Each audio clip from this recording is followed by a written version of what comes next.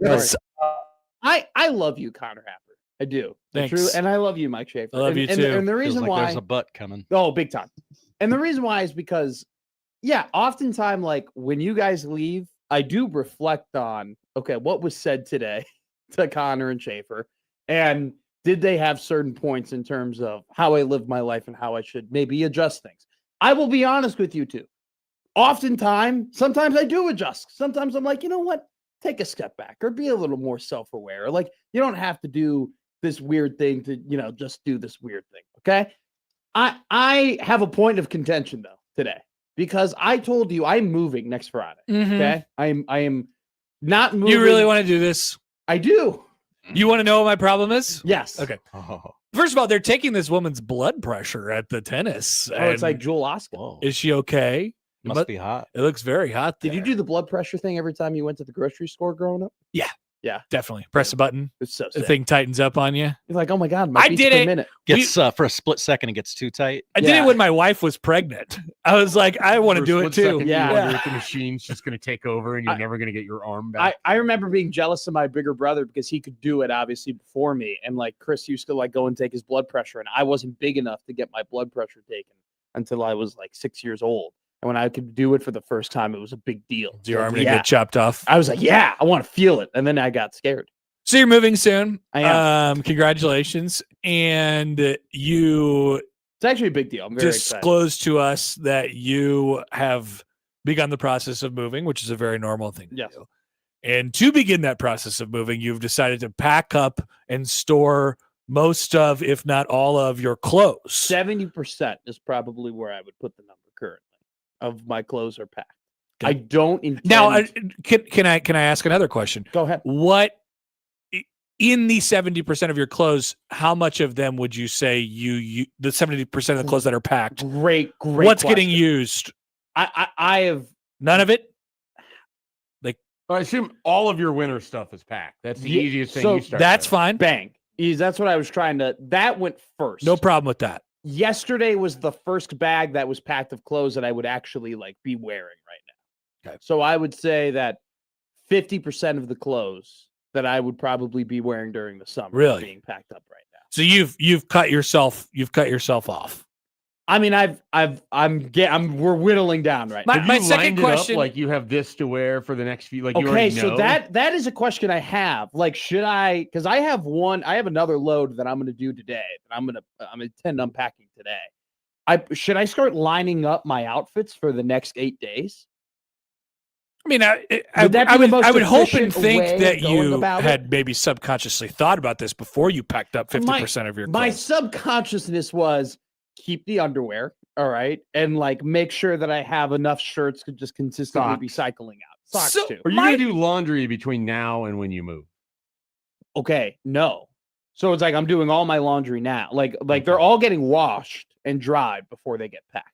I'm washing them all and So drying. what you're before they're wearing packed. right now will eventually be washed, dried, and packed before next Friday. I think I'm in the process of like as soon as I take this off, this will be put in a hamper and then it'll be washed. And yeah, exactly that. So my big issue. Okay. I needed to get more information, and I think I have almost enough now to make fun of you. So my big issue It's the first 10 minutes of the crossover, Yeah. just you collecting data and information and just processing. Often it's before the crossover even happens. Like and it just sits there. often it's just coming through. It's like, all right, what do I put in what bucket? Like, Just a can't hold it giant against data him. center Can't over hold there him. going I around. mean, yeah. I mean, this is how his brain works. He's like I'm sorting my clothes. Connor is sorting through his insults.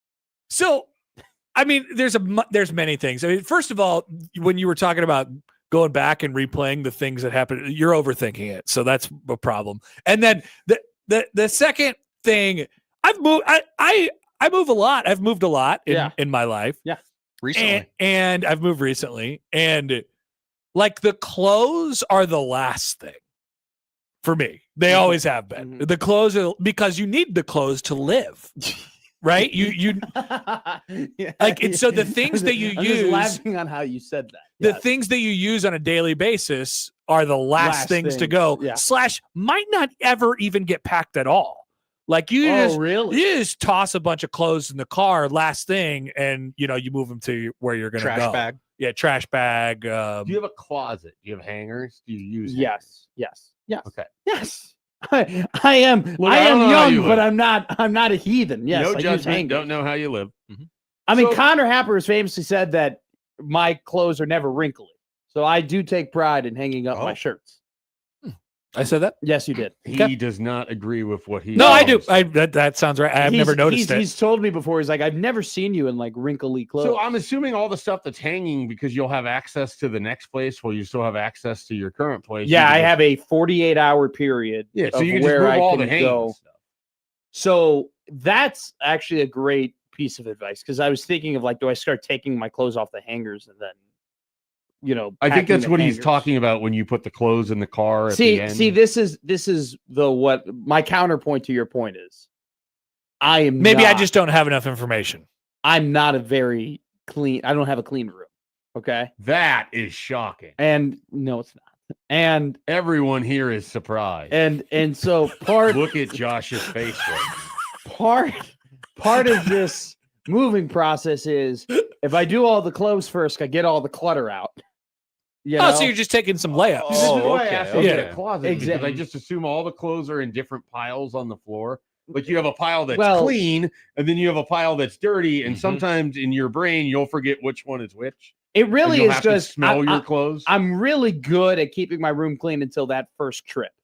Like until I take like a trip elsewhere because then I come back and then I just get backed up on the laundry. And then I feel like I'm just perpetually backed up. And it's just easier for me to put in a pile and knock down the piles. I also have too many clothes. I have way too many clothes. Oh, well, I this is have- a great time. I have way too many clothes. And part of this process Slight is purge. I am You pick out washing 20 every items. and I throw am them away. washing everything. This is another reason to get a wife. and They love taking stuff to Goodwill. Yeah. In my experience. I am taking this. I don't know that I have the same.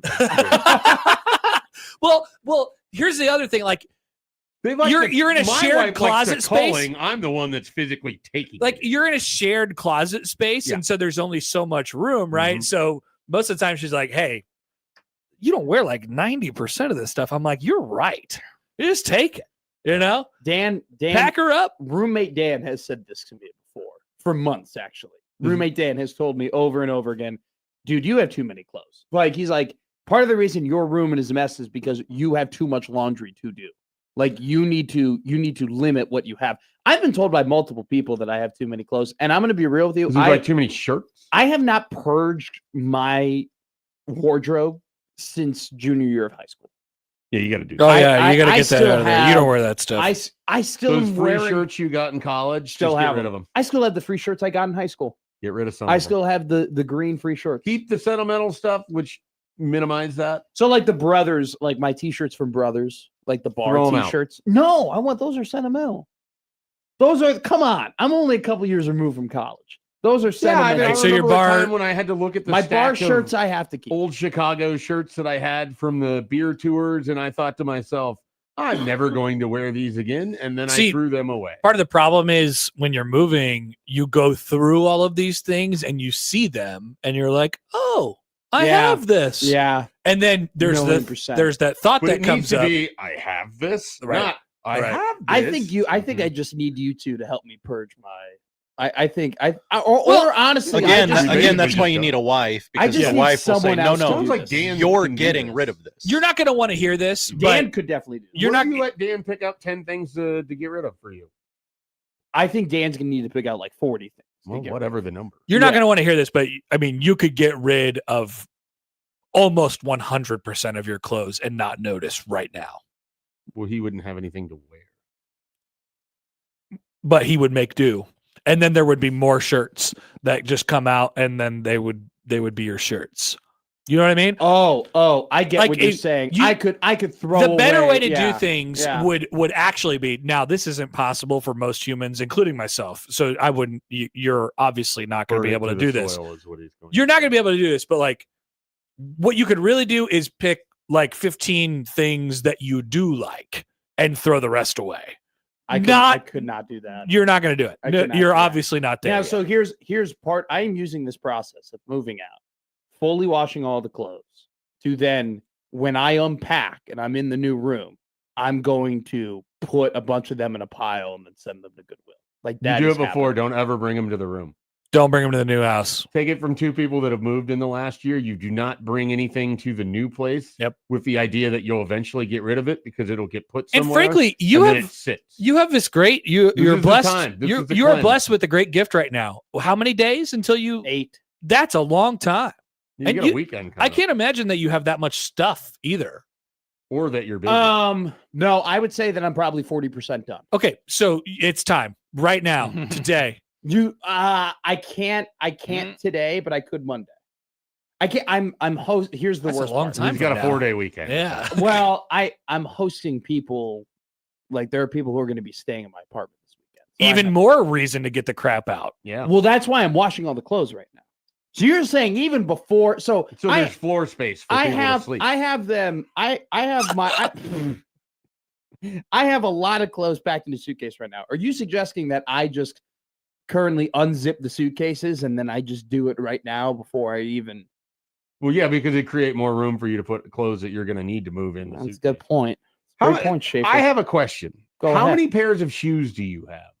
15, Whoa. Like That needs to 15 be of cut. regular use. but I bought a lot of them this Yeah, year. well, then get rid of the old one. What about your new Jordans from Shields? I wore them for the first time at Not a big deal. the Husker baseball game. They were a little uncomfortable. you know? You They were- immediately go to Twin Peaks to show the waitress? No, I did I not. thought you immediately- said these were nice. No. I did not go to Twin Peaks and show the waitress. I did not You do have that. 15 pairs of shoes. How many are dress shoes? Oh, I guess I have like 20 pairs of shoes then. I wasn't even Whoa. counting. You need to get rid of shoes. I got an idea from a listener. Oh, go ahead. You could keep the clothes in the dresser and then wrap the dresser and just move the Don't dresser. have a dresser. I've done that before. I don't have a The dresser. saran wrap I thing. do think I need to buy a dresser. I do think I need to invest in a dresser. Or So like a all little of your pull clothes out. are in a closet or on the floor. Yes. Yeah, I would dresser say- might be a good thing for you. Yeah. The organizational tool. Even like a plastic Will the set new of closet drawers. have shelves? I You don't know. How about little cubes, not little know. cubbies? Little just a sorting mechanism for you. That's I what think we're- that would be great. Yeah. I have to buy. Okay, I have this question to ask 3 grown men. My socks. 3 grown men. My socks What a show. have just disappeared. I feel like I've bought. You'll have to 60 always buy new socks. I've bought It's 60 infuriating, but you pairs do of it. socks. I don't know. They disappear. I have no idea where they could be. They Is my disintegrate. thing. yeah, they I think they just disappear into the ether. I Sometimes currently they pack up and leave the apartment. I have done loads. I have done like 8 loads of laundry at this point. Okay. I'm nearly done doing everything. I have found like 6 pairs of socks Yeah, it's not and enough. I'm through like 70% of my clothes. Where all of my other socks go, I have no idea. I would check your car. Probably. I honestly think you're probably right. The vision I have of your vehicle is you have just gross socks that you took off at some point in time sitting in the back. There of is- the bags. There, no. You Gym seem bags? Like someone that plays golf and then you take the socks off and you set it in the back of the vehicle and you get your bag out later, but you leave the socks. in the There bag. definitely is like an unpacked bag from like a trip months ago that I totally forgot that's somewhere in my trunk. That That'd be like totally. leaving a bag of Arby's on your desk. Well, okay, I didn't leave the bag of Arby's. My No, we are not trying to frame you for the Arby's No. debacle. That was somebody else. Who is claiming innocence on a text thread? Right now. Embarrassing. I don't have like clutter in my car. Like I don't have. Have you seen like- this? Have you seen this Arby's bag?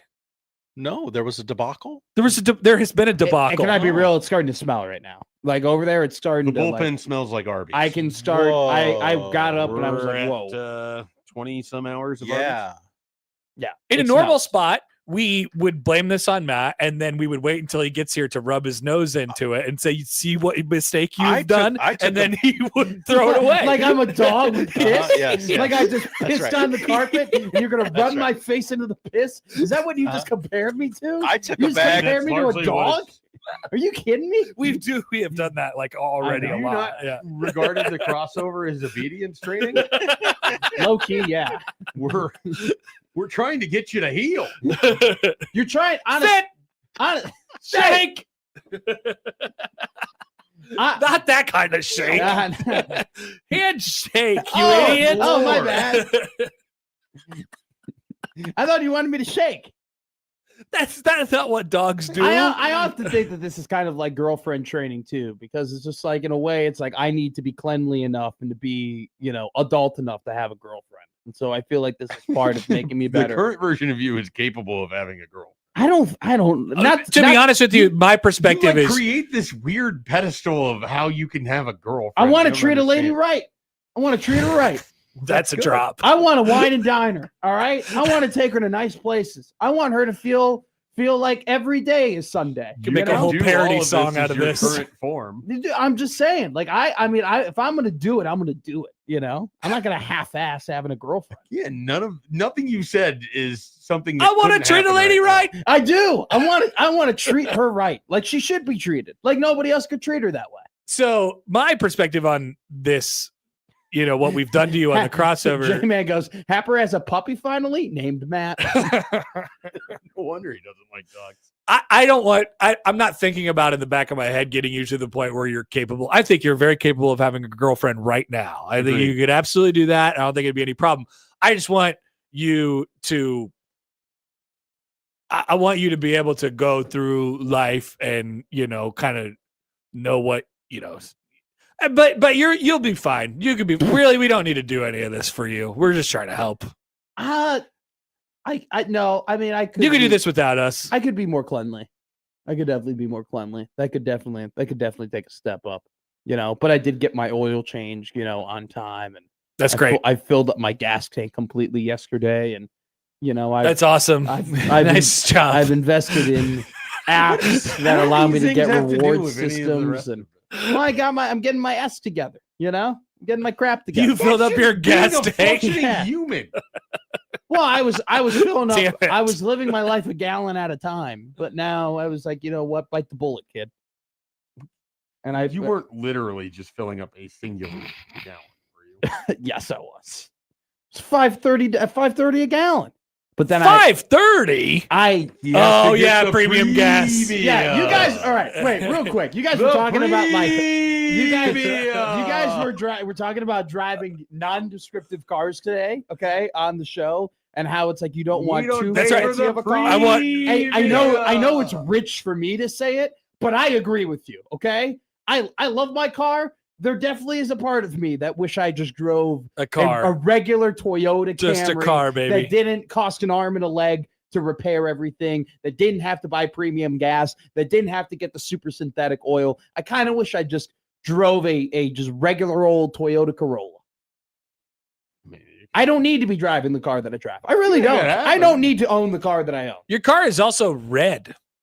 It's big and red. What does that? I'm just saying it's very descript. It's a shiny red. Yeah. That red. It really is a three shiny of my red. last 4 vehicles have been red. I'd never wanted a red vehicle, and it's like keeps happening. My parents, all they buy is red vehicles. I grew up in a red Jeep. My mom has a red, I grew up in a red Ford Explorer. My mom has a red Jeep. We had a red Pontiac Vibe. We currently have another red Ford Explorer. My dad bought that red Mercedes. Wow.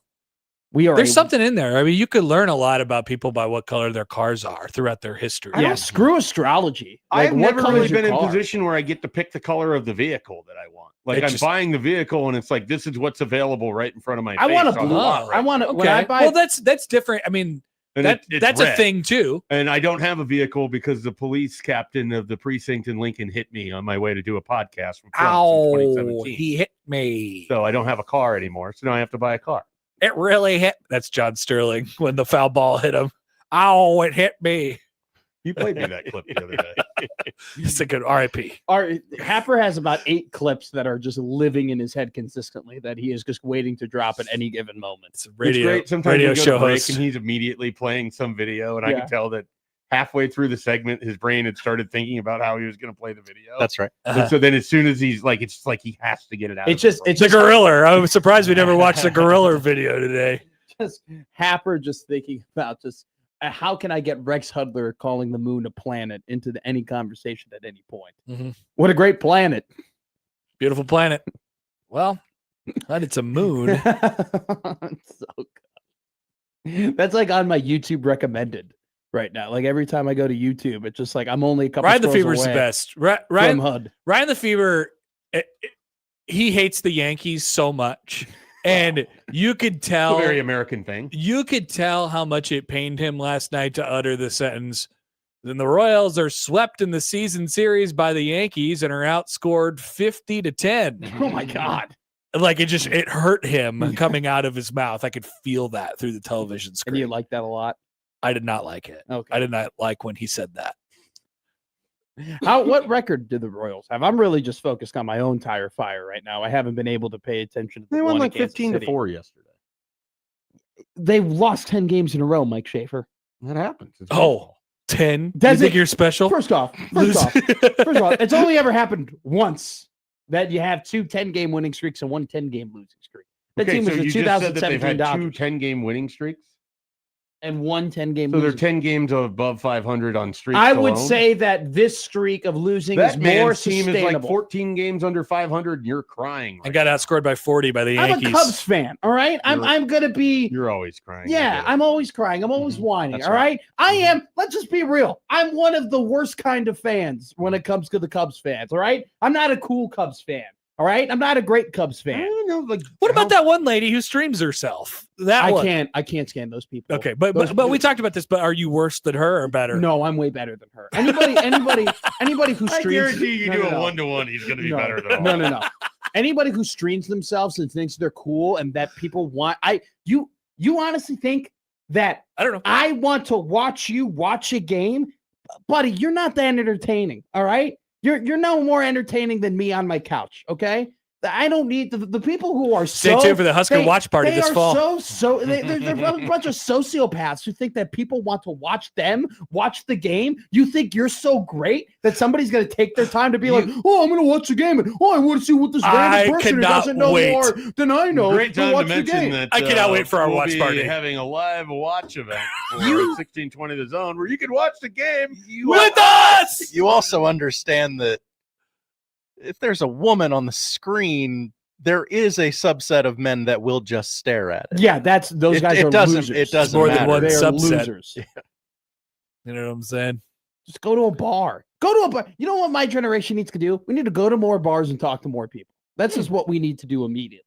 All right. And own less shoes. If you're right, well, I like that I own a lot of shoes. I like the shoes that I takes own. up space. Look at my Steph Curry's. Fine. I bought insoles for my shoes. Look at my generic An black adult move. superstars.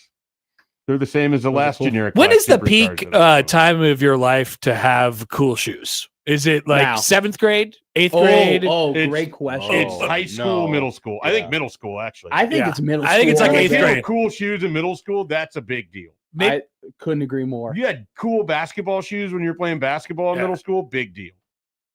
Absolutely. I think right now though is a pretty big. Like I need to have 20 these shoes. He's right got now. his own disposable income. Like yeah, this is I this think is a great. Are you time saying that right don't now- have to care about right shoes. now in your life or right now in society, like 2026? Oh, in my life? I'm more so talking Oh, about okay. my life. Okay. But this seems like the I time actually where think it's least society's matters. opposite. I think society's opposite. I think society is You're saying more- society has never valued shoes less. I think we're more about the New Balances and the Adidas and the Nikes and the comfort. I think more I think people you've are. just hit a different age group and you haven't quite. No, reached I've that. kind of noticed that across. This is just me noticing Okay. people in society. This is me I've- having my opinion. I've had an odd number of young people walk up to me and say, "Cool shoes." yeah.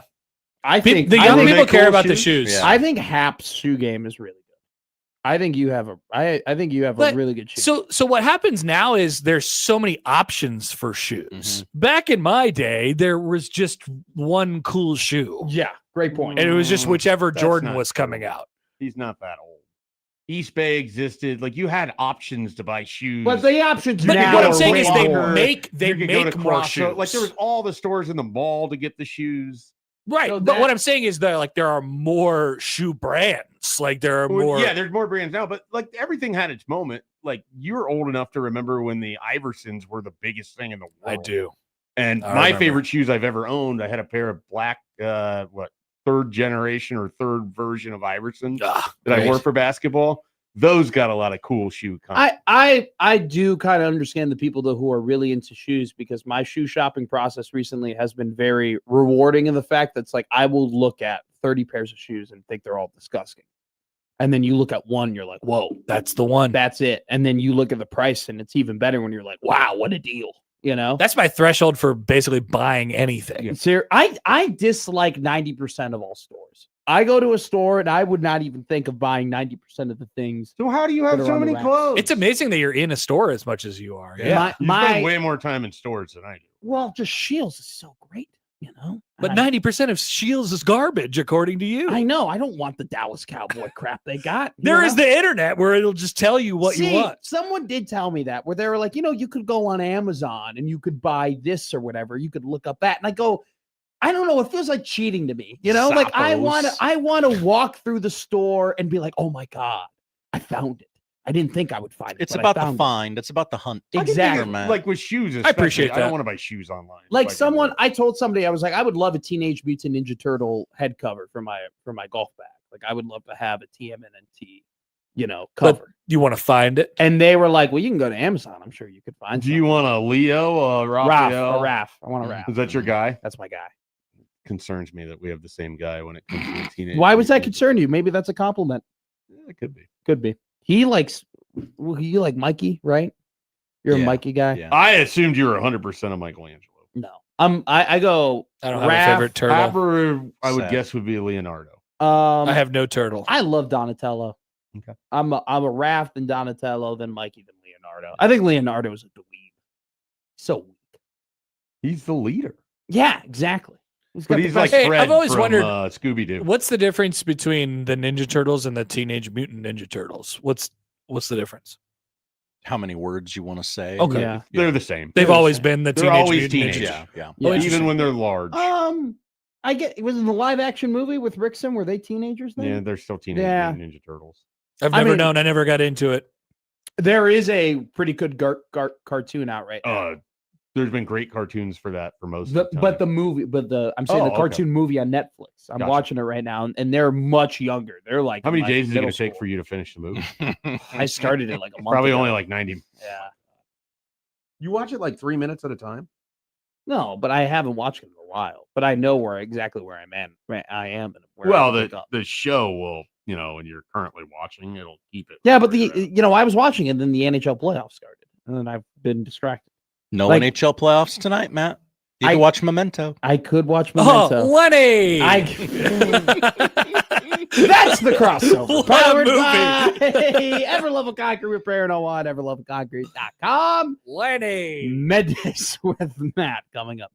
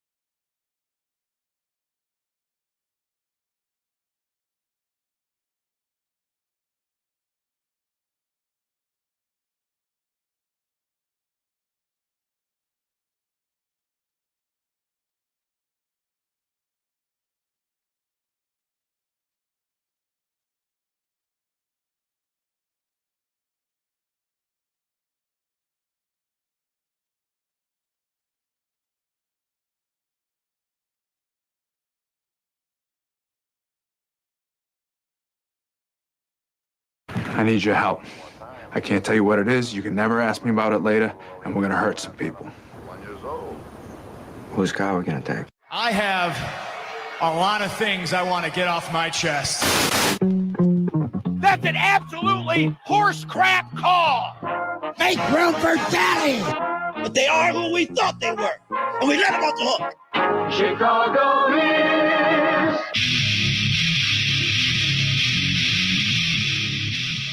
This is Middays with Matt on 1620 The Zone.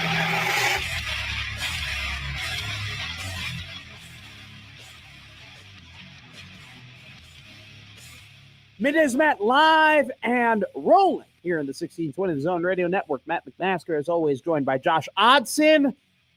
Happy birthday, Josh. My birthday's tomorrow. No, it's not. Yes, it is. No, it's not. Yes, it is. No, wait. What do you mean it's tomorrow? It's today. Your wife texted me. My wife texted you that my birthday's today? Yes. Interesting. She goes, I'd like you to read that. let me spell this out. Okay. I think I know where the confusion stems from, but She goes, read the message. I go, is it your husband's birthday tomorrow? This was because I found out it was Happer's birthday over the weekend, and I knew that you two were close together. I go, This is true. is it your husband's birthday tomorrow? She goes, no, Thursday, the 29th. Mm-hmm. Yep. There was a long period of time It's the 28th today, is that we thought that Thursday was the 29th, and even told people over the long holiday weekend, oh yeah, Josh's birthday is Thursday, not knowing that Friday is actually the 29th. So this one actually isn't your fault, Matt. She then goes, before Marty leaves, ask him for 2 tickets for Robbie and I to surprise Josh on Thursday. I don't want Josh to know. Not to out my wife, but she is a teacher. It is summer. She will not know what day it is until about August 1st. So, She will notice in a few weeks that I'm just not at home and wonder, where's Josh? where's my husband? Oh, the College World Series. Yes. I forgot. Of course. Men are playing baseball. Totally Yes. passed my mind. Okay, so this is your wife's fault. I'm kidding. I'm kidding. Yes. You know, no, Yes. no, don't say that. No, I was making the joke for you not to say that. She's listening. She knows. Your wife is in the YouTube chat. I don't know what day it is. That's right. Okay, well, do I have to buy you Chick-fil-A tomorrow then too? No, Okay. no, it was good today. Thank you. I have, speaking about Chick-fil-A, I got a gripe real quick. You have beef with Chick-fil-A? No, well, I would have chicken with Chick-fil-A. There it is. Thank you. Can you put the thing up? Because I just want we got to give ourselves credit. We got to celebrate the wins. No one else is going to. Thank you. Should we play the video? Anyway, I go to the Chick-fil-A over by 76th Street, okay? On Rose Blumpkin, okay? So, for those who know, on Dodge, the Chick-fil-A on Rose Blumpkin Drive, if you go there, you pull in, and you come in straight, and you go over a bump, and then you take a left, and then you go into the drive-thru, okay? If you are following the rules of traffic, that's what you would do, right? There are people who I'm going, and I go over the bump, and they're behind me, and they see I'm turning left. I always put my turn signal on. Turning left into the drive-thru. What do? They cut through all the parking spots. There's that's a pronounced speed bump in that parking lot. So a lot of people will do the old they just cut through the do-si-do around today. Speed bump. Today I purposely almost got into an accident to just be like, no, yeah, you don't cut me off. You don't cut me off. You go over that bump. You take a proper left. I'm not gonna. For some people, just I had a couple weeks ago when I went there. They were doing it because that's what they do, and then they saw that I was following the rules of the law, and so then they kind of pulled back, and then they followed me. Gotta yield in that scenario. Very if nice you're doing on the them. do-si-do. There's been twice, and one of them happened today, where somebody straight off saw me turning in and thought, "No, I'm going to cut this jackass off through the parking spots. One person got away with it. I was very upset about it. I did not allow this person today to do that. Don't be a jackass. Just go over the bump and then take a left. Just do what you're supposed to do. You can't cut through the parking spots, especially if I'm ahead of you. That's just rude. That's just rude. J-Man goes, Matt reenacting the movie falling down in the parking lot. Well done, sir. What's Falling Down is a movie starring Michael Douglas. Okay. From the year of our Lord 1993. Hank Pym? Yes, the very same. I'll read you the synopsis here. Go ahead. A middle-aged man dealing with both unemployment and divorce, William Foster, is having a bad day. When his car breaks down on an LA highway, he leaves his vehicle and begins a trek across the city to attend his daughter's birthday party.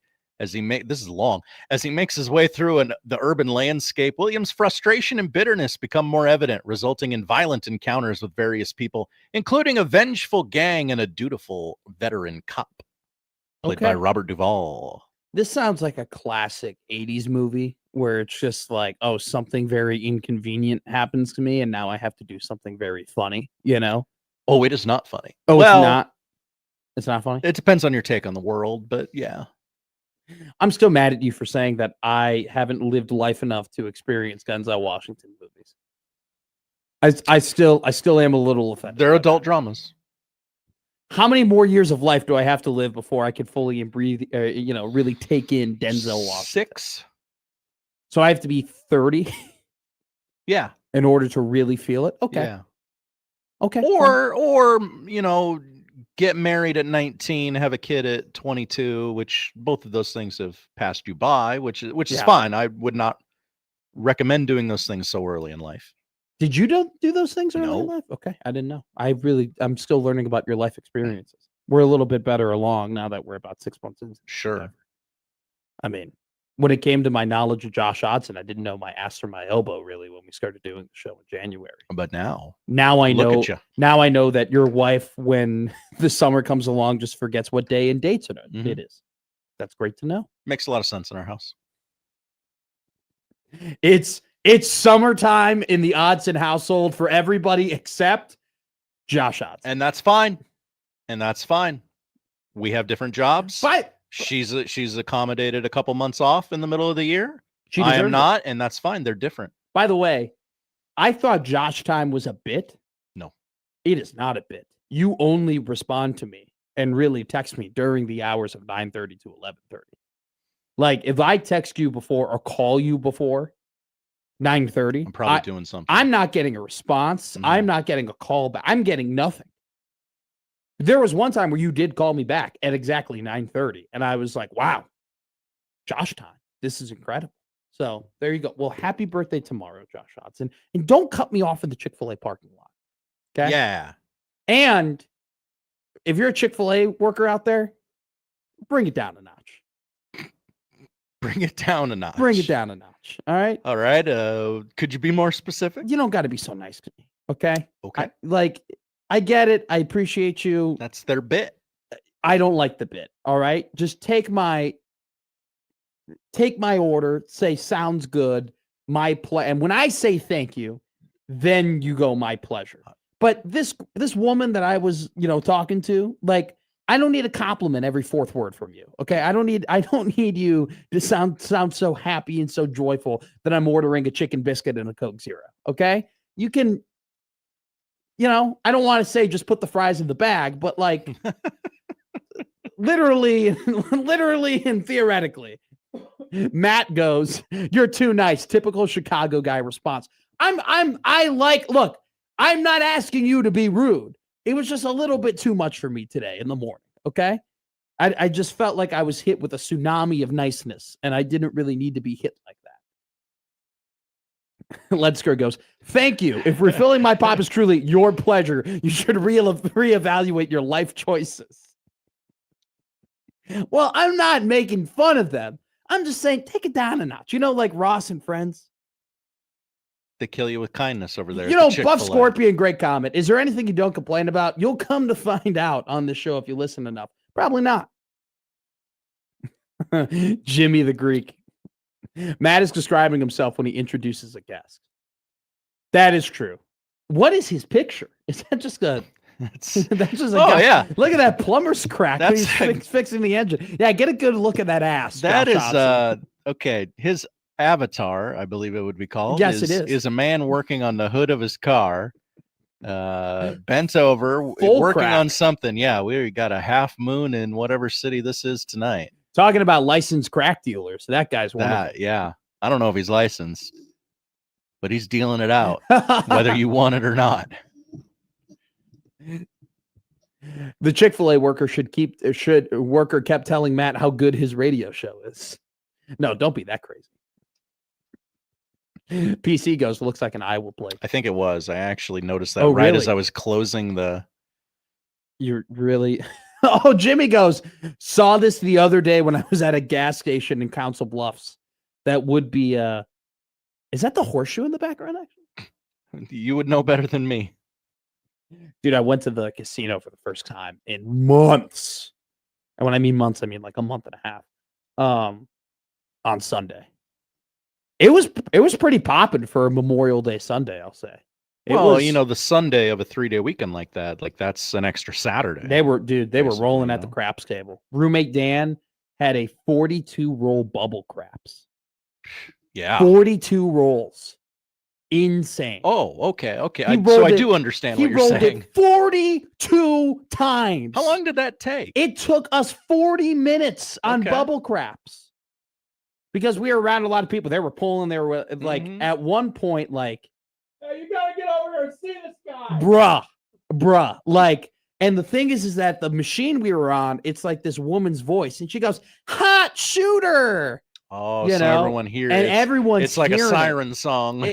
And so it starts saying like hot shooter after like the 10th roll. Oh God.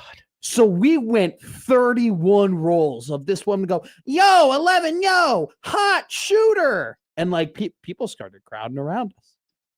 It was insane. Did I make any money off of it? No, I did not. No. I didn't get in on it. Okay. Let Dan have his thing. I wasn't there in the beginning, right? And then I didn't want to come in. And I was convinced that as soon as I put money down, we were going to go 7 out. Sure. And I just did not want to be responsible for that. I did not want to be the jinx there. Probably Dan did smart pretty by damn you. good. Dan, let me tell you something right now. Roommate Dan handled that board well. He handled that board very well. You got to trust a man who knows how to handle a craps board. All right. Maybe you young ladies out there, you want to find out if your man is the real man for you. See how he handles a craps board. Is he placing on the 6 or is he buying the 6? Questions you got to ask yourself. Let's get into the show. Let's. We had that was a good. I enjoyed all of that. I I just had nothing to add. The Save College Sports Act. I was telling Meg from Sweet 98 where my desk is now right next to their studio, so there's been a lot more interaction with Megan Spicoli for me. She was like, "Hey, how you doing today?" I'm like, "I've been reading way too much about litigation. These last 6 weeks, I have read too many court cases. I have delved too deep into the Lubbock County Court. I know way too many judges now than I knew previously. Yes. Like this is just, I'm just sick and tired of all of the antitrust exemptions and multimedia right deals. And like, I know way too much about this stuff now than I ever cared to know. But this is kind of the life of a man who, when you choose not to love baseball and you instead just really dive pretty too deeply into the other things that you like, you now find yourself just reading a bunch of court cases and We litigation. could have talked about bills. baseball this week. Well, we're going to talk about softball today, Josh Otson. At 12 o'clock, Sydnee Souplee joins us, our Big Ten softball analyst, to break down the Women's College World Series. We'll talk about the Save College Sports Act. There's some pretty meat and potato things in the Save College Sports Act, all right? Pretty standard stuff that we've been talking about for months, honestly, years to this point. 1-year transfer penalty, or the 1-year transfer, one-time transfer without penalty, 5-year eligibility clock, no current or former pro athletes, having a cap, having the NCAA be able to really govern all of the other schools and their athletic directors and so on and so forth. There's some pretty standard stuff. And then there's some just like kind of weird caveats when it comes to what your out of conference game should be based on your top 10 most played teams. There's also some stipulations in terms of whether or not some teams can ever leave their conference based on regionality. There's some region-based rules in this as well. Then there's the media rights deal in terms of the pooling of media rights, where it's like, oof, I don't know if the Big Ten or the SEC would ever go ahead and do that. So there are some pretty interesting things that you can grab from this Save College Sports Act.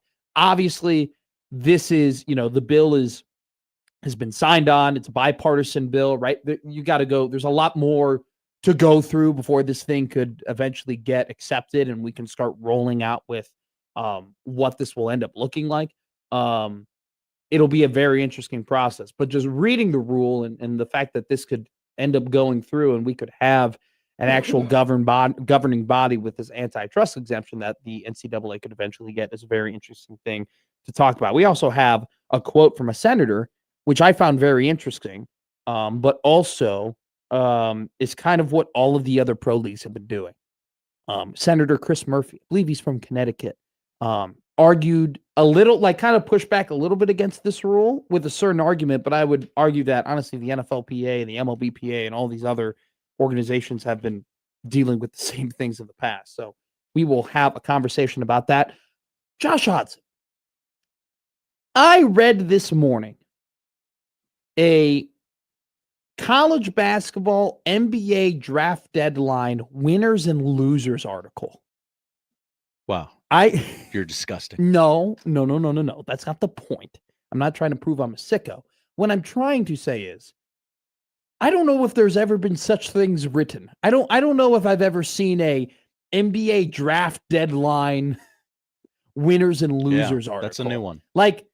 I don't know, maybe, in the past, and I'm not going to be naive and act like this is a novel thing. Obviously, in the past, we've seen there have been some pretty, up in the air decisions of whether or not an athlete is going to go to the draft or stay back in school and so on and so forth. But the fact now that we can write a full article that has a bunch of different parties and a bunch of different winners and a bunch of different losers, I think represents just how different now with NIL and the transfer portal rules college basketball is. And then the fact is that, it makes the game better. I mean, the quality of basketball goes up when you get to still have a guy like Tyler Tanner in college basketball, when you still have a guy like Milan Momcilovic in college basketball, when you still have guys like John Blackwell still in college basketball. The quality of sport goes up. But I do wonder, so LeBron goes to Miami, okay? And we all got upset about it. But then a couple of years after that, when Kevin Durant went to Golden State, we had this then snowball effect of all of these different players were going to a bunch of different teams, right? Carmelo Anthony went from the Knicks to the Oklahoma City Thunder. Paul George went from the Pacers to the Thunder. Chris Paul went from the Clippers to the Rockets. Jimmy Butler went from the Bulls to the Timberwolves, right? We had this whole, and then the next year, what happened? George went from the Thunder to the Clippers. And Kawhi Leonard, who got traded from the Spurs to the Raptors the year before, ends up going from the Raptors to the Clippers the next year.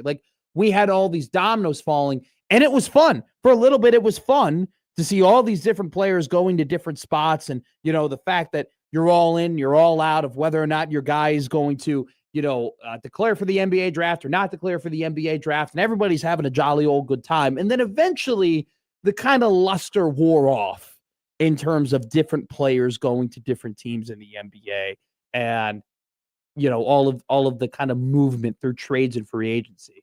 I think that a lot of people are writing about college basketball and following college basketball and reading about college basketball and keeping up with this stuff.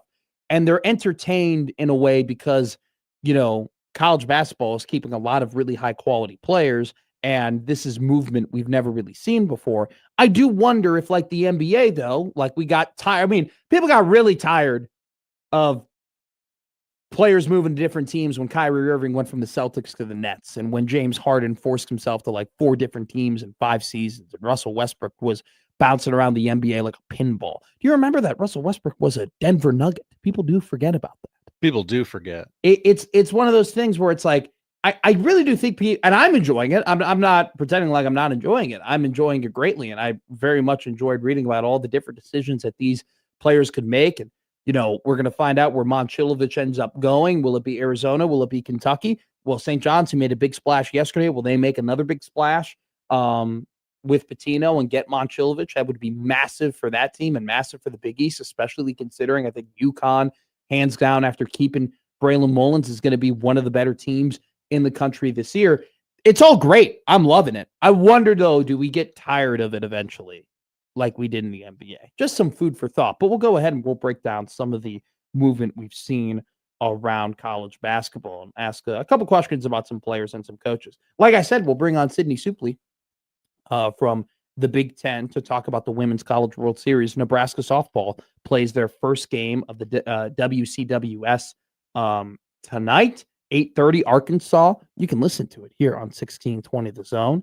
We'll also talk to Stephen M. Sipple at 11 o'clock about all things college sports, college football, college basketball, so on and so forth. And we'll have Andy Kendi of KETV on the show today. We'll talk to AK. Maybe not about sports. Maybe we do one of those interviews where we just talk about pop culture with AK. Should be a ton of fun. Don't forget, 402-951-1620 is the number to reach us. It's the Prairie Flower Casino Zone hotline. Also, we will be browsing the Zone Twitter feed, which is powered by Liquid Trucking all day long, at Matt McMedia, at Producer Josh, and never, ever forget to email us on the Equitable Bank Zone inbox. Equitable Bank, they take banking personally. Stephen M. Sipple of Husker Online at On3. Coming up next here on the 1620 The Zone Radio Network.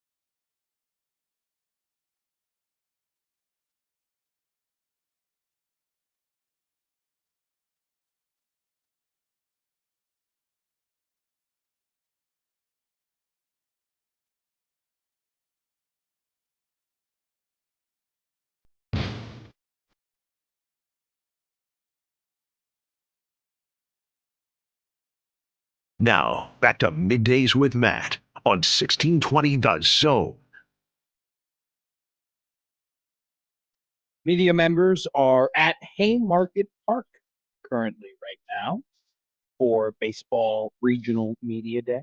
We got a text from the Super Secret Society that we have some of our members of the Super Secret Society there right now, currently on the case. So Carson Yassa will be starting for Nebraska baseball against South Dakota State tomorrow. Some people are curious as to what the decision was going to be. Maybe you try and save him for game 2 or game 3 or wherever it might be. When you go ahead and you play, hopefully, the winner of Ole Miss versus Arizona State. I also understand it from the perspective of, I want to remind everybody that South Dakota State did only lose by 1 run the one time that they played Nebraska. And secondarily, they are very hot and had to, run the table in the Summit League in the Summit League Conference Tournament in order to get to this point. So I understand from some people's perspective being like, hey, maybe you try and save your ace arm for when you play some high octane offenses, and whether it be Arizona State or Ole Miss. At the same time, you got to take advantage of, and I love what Connor Happer said on Happer and Schaefer a couple of days ago, like people talking about how tough the regional is going to be. Happer said it best. It's like, well, obviously the advantage of being at home is great, right? Being in your home park and having your home fans and having that support is awesome, and definitely a way to rattle the other team, especially teams that maybe haven't played in those atmospheres before. But the real advantage is you get to play the much easier game to begin the regional, as opposed to having to play a high, a really good, potentially really good 2 or 3 seed in that regional. So Nebraska having that advantage of playing the 1-4 game because they earned the right through the entirety of the year by winning 42 games to host their own regional. Yassa going to be on the mound tomorrow at 3, and they're going to try and take advantage of that, and we'll see what happens when it comes to playing Arizona State or Ole Miss. Other softball news: we will be talking to Sydnee Souplee today at 12 o'clock. Stephen M. Sipple is in California for the Elite 11 on 3 quarterback showcase, if you will. Trey Taylor, Nebraska's 4-star commit for the class of 2027, will be there at the Elite 11 showcase. Definitely not only has a chance, definitely has a chance to come away with the MVP of the event. Reading Sean Callahan today. Very interesting stat. Every single Elite 11 quarterback that Nebraska football has not started and ended their career at Nebraska. Every single Elite 11 quarterback Nebraska has had has either not shown up to campus, Blaine Gabbert, or they've gone ahead and they've transferred out. Dylan, but also Danny Kalin was an Elite 11 quarterback. He left. He did come back, but he left. Now, the only quarterback so far who has started, and we don't know what's going to happen with him, is TJ Lateef. He was an Elite 11 quarterback. He's on campus. He played 4 games. We do not know what might happen with TJ. TJ obviously going to be on the roster this year. I don't know what his future may look like. I mean, that'll be a interesting, probably conversation piece to have towards next year if Anthony Calandria ends up having a really good season, doesn't get hurt, and then, we don't see TJ the entirety of the year, and then what's going to happen? I mean, I know it's a super, super far look ahead, and you got to deal with 2026 before you start talking about 2027, and that's a real thing, by the way. Like, they got to get results in 2027 or 2026 in order to dictate how 27 is going to look in a multitude of different ways. But just bear with me here. Let's do the look ahead, right? Let's just say things go fine, okay? And nothing drastic changes. They keep the 2027 class recruiting together. Maybe they even improve on it. The 3-way quarterback battle for 27, considering or just assuming they don't get another transfer quarterback, could be very interesting. You could be looking at a full-on 3-man race next year for the quarterback spot, whether it be with Lateef, Kalin, and Taylor. You can probably make an argument that one of the more under the radar conversations we will have this offseason will be the backup quarterback battle. Because in a way, not only does it say, all right, who is the next guy up, who is, one injury away from being the head man for Nebraska football, but also kind of puts you in pole position to eventually get that 2027 starting job. So I don't know how many Nebraska Cornhusker football fans really want to hear about 2027 right now. I think they just want to focus on the task ahead of them in 2026. But some interesting conversations definitely to be had in the future, and an interesting conversation will be had in the future with Steve Sipple at 12:20 when he gets his bearings in California. He will be on at 12:20, and then Andy Kennedy will join us in a couple of hours at 1:20. Let's talk about the SEC meetings real quick. I don't like them. Great take, Matt. Okay. That's topic's done. Next topic. All right, so college basketball. Whoa. No, I'm kidding. I've said this throughout the week that I haven't really enjoyed reading it. I haven't really enjoyed diving into it. I'm not going to be apathetic to what's going on in college sports, right? Like a lot of confusing, interesting, and frankly concerning things are happening in the college sport medium. And I will definitely not be the media member to ignore all of that and to refuse to talk about it and do my best to educate myself on it in order to have, informative conversations with you about what's going on in college sports. But like, do we really need more bitching and moaning right now?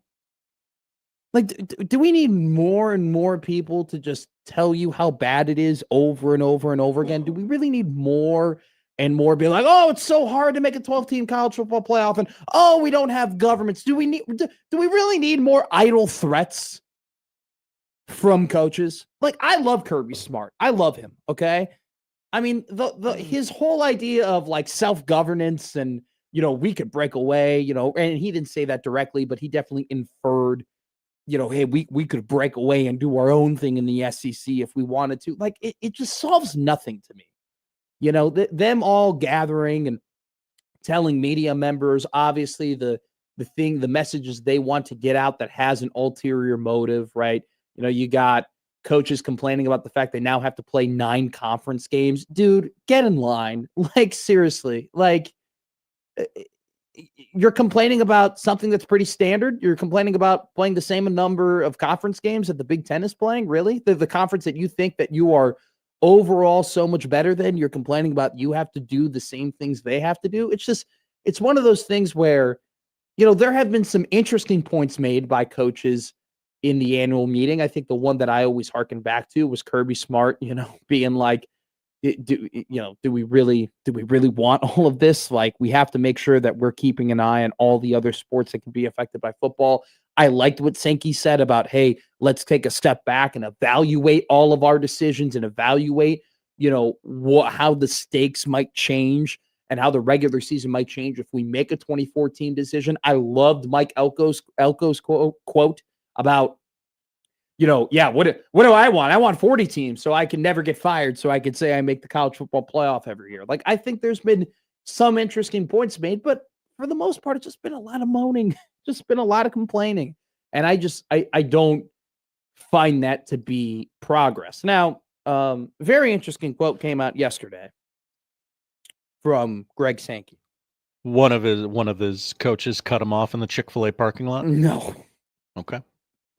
That would be, you know what? That would be great though if there was an SEC coach who started complaining about use my time here today. Actually, guys, the self-checkout lines at Target are way too long. All right. And by the way, we need to be better for the people who are managers at Target. If you see that my light is flashing, okay, you need to get over right away. You gotta be there. You need to be attentive. A beeline. You got to drop what you're doing. I scanned an item twice and I voided it. All right. Mm-hmm. I need you to be ready and prepared to scan your device, put in your code so I can check out. All right. And by the way, Marshalls, can we be better about cleaning up the mess that is your store? That's their brand. All right. No. I don't want it to be your brand. Pick up the pair of jeans and put it back on the rack. All right. Who knows where it goes? Nobody.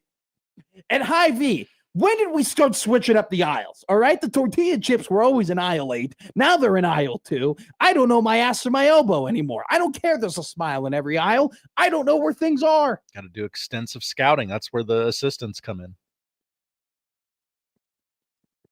That'd be great if an SEC coach was just like, nah, screw college football. Screw. I'm gonna, like you said, the senator from Georgia, also known as Kirby Smart, likes to use his time to complain about the fact that the McDonald's ice cream machine is never working. Travis Jacobson goes, there are no longer any happy smiles in every aisle. Here's the thing, Travis. I'm a Hy-Vee man. I'm a Hy-Vee man. I like the Good on you. Baymon goes, good luck at Costco, Matt. Oh.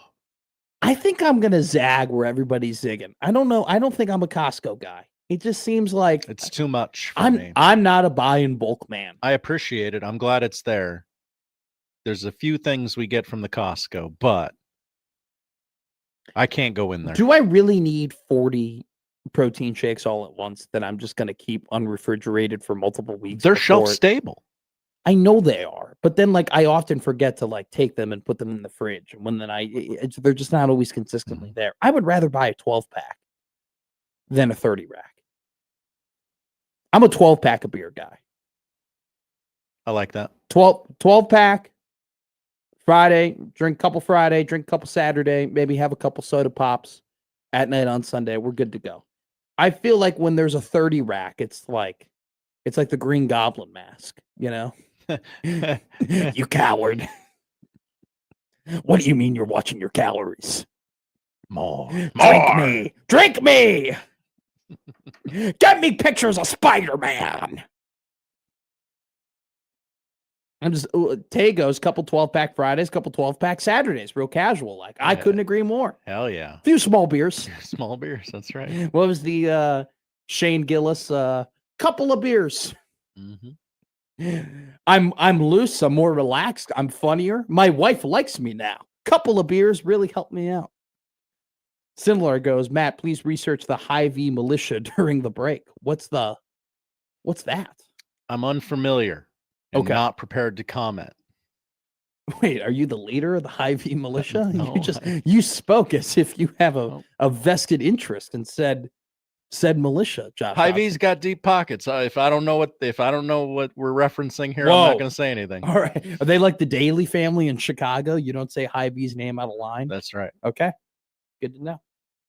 Well, everybody's been saying the Big Ten's name out of line recently. Yeah, Tony, though, has been throwing his weight around. he has. Indiana, yeah, a little bit at those annual meetings. He was throwing his weight around. I didn't hear a single thing he said in typical Tony Petiti fashion. He said more than he's ever said before. In terms of Really? in terms of Okay. defending his conference. I'm intrigued. He did talk about self-governance as well. He was the first person to bring that up. But, I mean, he was just really laying down the line in terms of the 2014 playoff, which, you know, Tony Petiti would be a way better commissioner if he had good takes, you know? If he weren't such an idiot, Yeah, he'd be better. pretty good, Yeah, you yeah, know? okay. If he had better opinions, I think he'd be pretty decent at his job. He just always finds himself on the wrong side of the aisle when it comes to some of these things. Yet his conference is killing it right now. His conference could end up getting a softball title and a baseball title. Whoa. Can you imagine that if the Big Ten won the national championship for baseball, the national championship for basketball, the national championship for softball, the national championship for football, and the national championship for track and field, and the national championship for wrestling? Wow, that's actually Oregon- sounds pretty dominant. Yeah. Oregon, Penn State, Michigan, Indiana.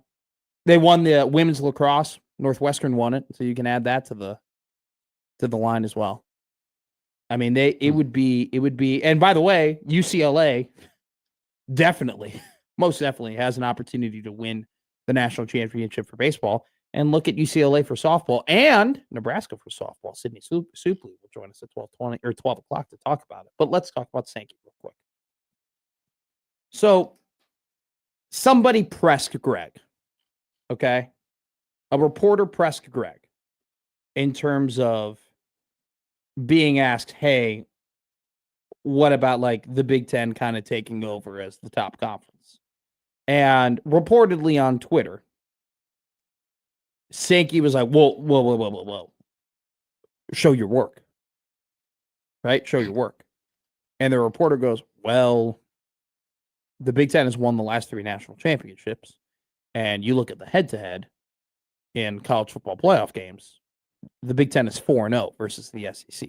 There's my work. And, you know, you can also mention some of the other bowl games that have happened between the Big Ten and the SEC. Illinois would like a word. They've been winning bowl games against SEC teams the last 2 seasons. And Greg then said, if you look at the entirety of our league, we are by far the most competitive, strongest football league. By far, is what Greg Sankey said. A real Kenny Atkinson. Don't listen to John Sumrall, who's complaining about the fact they have to play 9 conference games. Don't listen to that. They're the strongest league by far. Now, it is worth noting that the Big Ten has won the last 3 national championship games, and the SEC hasn't been to the national championship game in the last 3 years. Sankey pushed back, and this is from Ralph Russo. Great writing by Ralph here. It says that Sankey pushed back on the notion, based on that 4-game sample, that the SEC has fallen behind the Big Ten. I'm going to read you a lot of quotes here, and the point is there's a lot of reading to be done, okay? Because I'll get there. I'll get to my point in a second. Sankey said, that's a pretty narrow band. Sankey cited a last-second missed field goal as the difference between Ohio State and Georgia in 2022. The next year, Michigan beat Alabama in the college football playoff semifinal, 27-20 in overtime. Sankey cited the 2024 CFP semifinal, where if Texas executes in the red zone instead of having that Jack Sawyer pick 6, that Texas would have ended up winning the game. He also mentioned the narrow margin between Ole Miss and Miami in the semifinal. The Hurricanes from the ACC scored late to take a 31-27 lead to advance to the championship game. Sankey said, in terms of Ole Miss threw an incomplete pass in the end zone, into the end zone from Miami's 35-yard line on the final play of the game. Sankey said, that ball's in the air, Ole Miss, Miami. I'm standing in the end zone. Pretty good grab. That wasn't a Hail Mary. That was an attempt to score a touchdown on the last play. And those are the small margins between winning and losing. We prevail on those small margins a number of times. At what point is Greg saying all of this?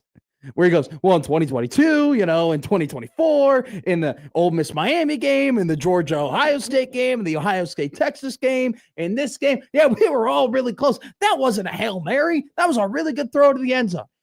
During this entire, just soliloquy about all of the close games that his conference has lost, at what point does he go, wow, that's a lot of games. That's a lot of moments.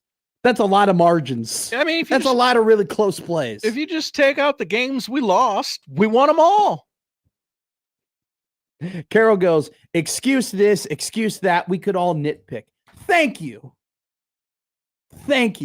Like, the guy's sitting there and he's talking about a bunch of different plays and a bunch of different games as to why his team's lost. Buddy, your team's lost because they weren't good enough. Miami was the better team than Ole Miss. Now, what Sankey isn't going to say is, if Lane didn't leave his damn team, they probably end up winning that game. That's what Sankey ain't going to say. Because then he's taking a shot at his own coach now, I guarantee you, though, let's say like Lane left for Michigan. He definitely would have taken the pot shot there and Ole Miss not being able to beat Miami because their head coach wasn't there. But that's the point where it's like, it's just so it's almost like a Michael Scott moment for him, in my opinion, where he goes, we are the strongest, most competitive league by far when it comes to football. And then let me go ahead and take about 5 minutes to name all of the games that we lost and why we shouldn't have lost them. This is why I don't like the annual meetings. You just got a bunch of coaches and a bunch of important people in the SEC, some of whom who have good ideas and some of whom who have really good points. And we do need, look, college football at this point is really coming down to, like, the best ideas have to win. And we definitely do need a lot of people to come up with different ideas and have different points of view in order to come up with the best system in the current position that we're in when it comes to college sports. So I'm all for like discourse of why we should do this instead of that. But when we get into this pissing contest over whose league is better and this and that or whatever, no one ends up looking good at the end of it. Like, who has come out of this annual SEC meeting looking all that great? Who came out of the Big Ten annual meeting looking all that great? Right? We still make fun of Tony Petitti. Everybody was still making fun of PJ Flex. Steve Sarkisian's being dragged through the mud right now, in terms of the fact that he thinks it's too hard to make a 12-team college football playoff, even though that guy has more money than anybody can even handle. I mean, like when we're talking about the $40-50 million rosters, we're talking about the Texas Longhorns.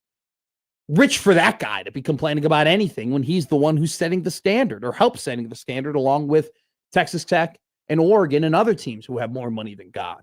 So it's just, when we have these annual meetings, it's just like, who's coming out looking great from this? Who's coming out benefiting from this?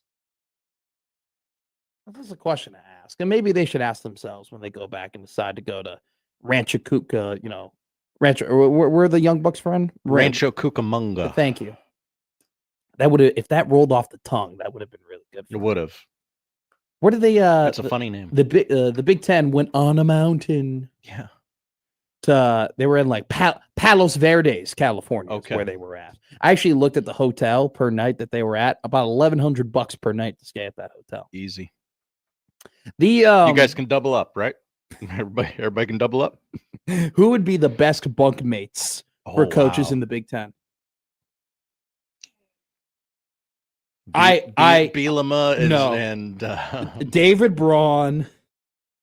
Dude, David Braun and Greg Schiano would come up being stepbrothers if they were bunking together. Like, you would come back and you would look at that room and there would be a bunk bed and Schiano would be doing jumping jacks and David Braun would be hitting a heavy bag. That would be an all-time bunk bed situation between those two. I'm Kurt Signetti. I brought my drum set. Oh my God. Sig and Day in the same hotel room together. I think they would kill each other. I think they would rip each other's heads off. Hey, Day, look at me. I own you. You keep your Just for Men off the bathroom counter, okay? I don't want to see it. I don't want to smell it. I don't want to keep it in the Ziploc baggie. Right. Ryan Day does seem like the guy who brings multiple toiletry bags on a vacation, right? Absolutely. Does every, by the way, middle-aged man have a fancy leather toiletry bag? Is that something I have to invest in? Eventually, yes. You're going to laugh, and this is me being a little kid, but anytime I bring toiletries, it's in a plastic bag. Same. But how many toiletries do you need? That's, I mean, what's your regimen? Razor, like, what are you doing? Shaving cream. I don't even bring that when I go somewhere. Really? Yeah. Razor, shaving cream, toothpaste, toothbrush, and then I get a sampler of cologne. Oh, okay. I go and buy a small sampler of cologne. I put it in a different baggie so it doesn't leak and then gets on all the other things. Smart. And deodorant. Okay. That's all I bring. Seems like a normal list of things. When I go home, though, to Chicago, I don't bring toiletries. Just whatever's there from last time? Yeah. Whatever your mom's got in the house? That family's always got toothbrushes and toothpaste lying around, I go to Jewel Osco and I buy razors. And so I just switch out a razor when I use it. But I use the same, handle as my dad. Oh, okay. So it's just is it a little wasteful? Sure. It is what it is. This all seems normal. By the way, the hotel that for the Big Ten Media Days, now that we're talking about Media Days here, I think it'll be at a very nice hotel at the 2026 Big Ten Media Days. I think they're going to be in the Hampton in downtown Chicago. Okay. Which is a very, very nice place. Is there an atrium? No, I don't know if it's Mandalay Bay. But I do believe that there is a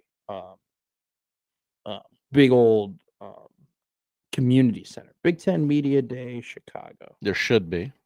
A really big one. I've been inside of that Hampton if they're going to the hotel that they're talking about. It's a great hotel. Now, prefer. I'm a Four Seasons man, if you ask me, Mm. or the W. The W Hotel on Washington. For those people going out to Chicago, you're really splurging. The W is very nice. Just putting it out there. They're going to be at the they'll be the Hilton. They'll be at the Hilton. Very nice hotel. July 28th to the 30th. Be very interesting. What more people just piss all over their shoes in that one too? But this is a metaphor, right? Yes. Okay. No one's literally pissing on their shoes. I don't know. Brett Bielema can get after it. We really do have to make a graphic of like David Braun and Greg Schiano in a hotel room together. That place would be wrecked. It'd be ruined. All right, coming up next, let's talk some college basketball. 11:45. We'll do some odd news. We'll be joined by Sydnee Souplee of the Big Ten Network to talk about the Women's College World Series, followed up by Stephen M. Sipple. And don't forget at 12:45, it's a This Week in Women's History Thursday loaded show for you today on Middays with Matt. Keeping it rolling here on the 1620 The Zone Radio Network.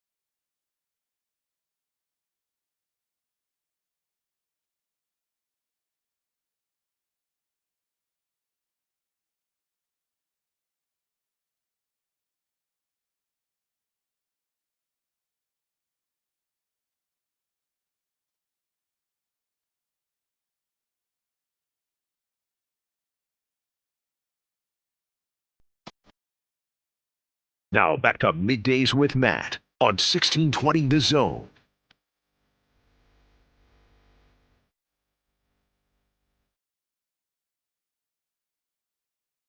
Okay. So real quick, we'll talk about college basketball in a second.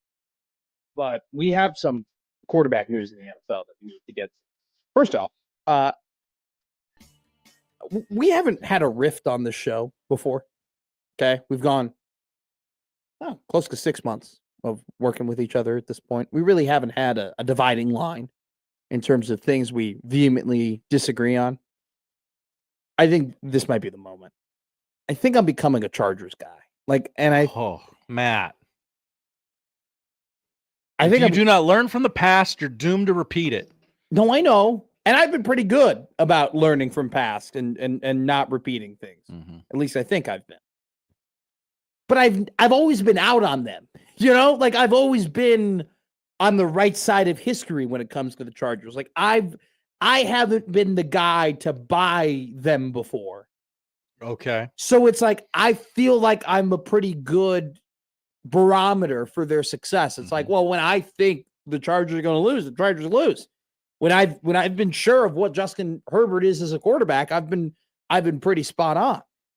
I think I'm becoming a Chargers man. Like I think I really believe in this football team. Like I believe in Mike McDaniel. I believe in Justin Herbert. I think Lad McConkey. Careful. And I know, sorry.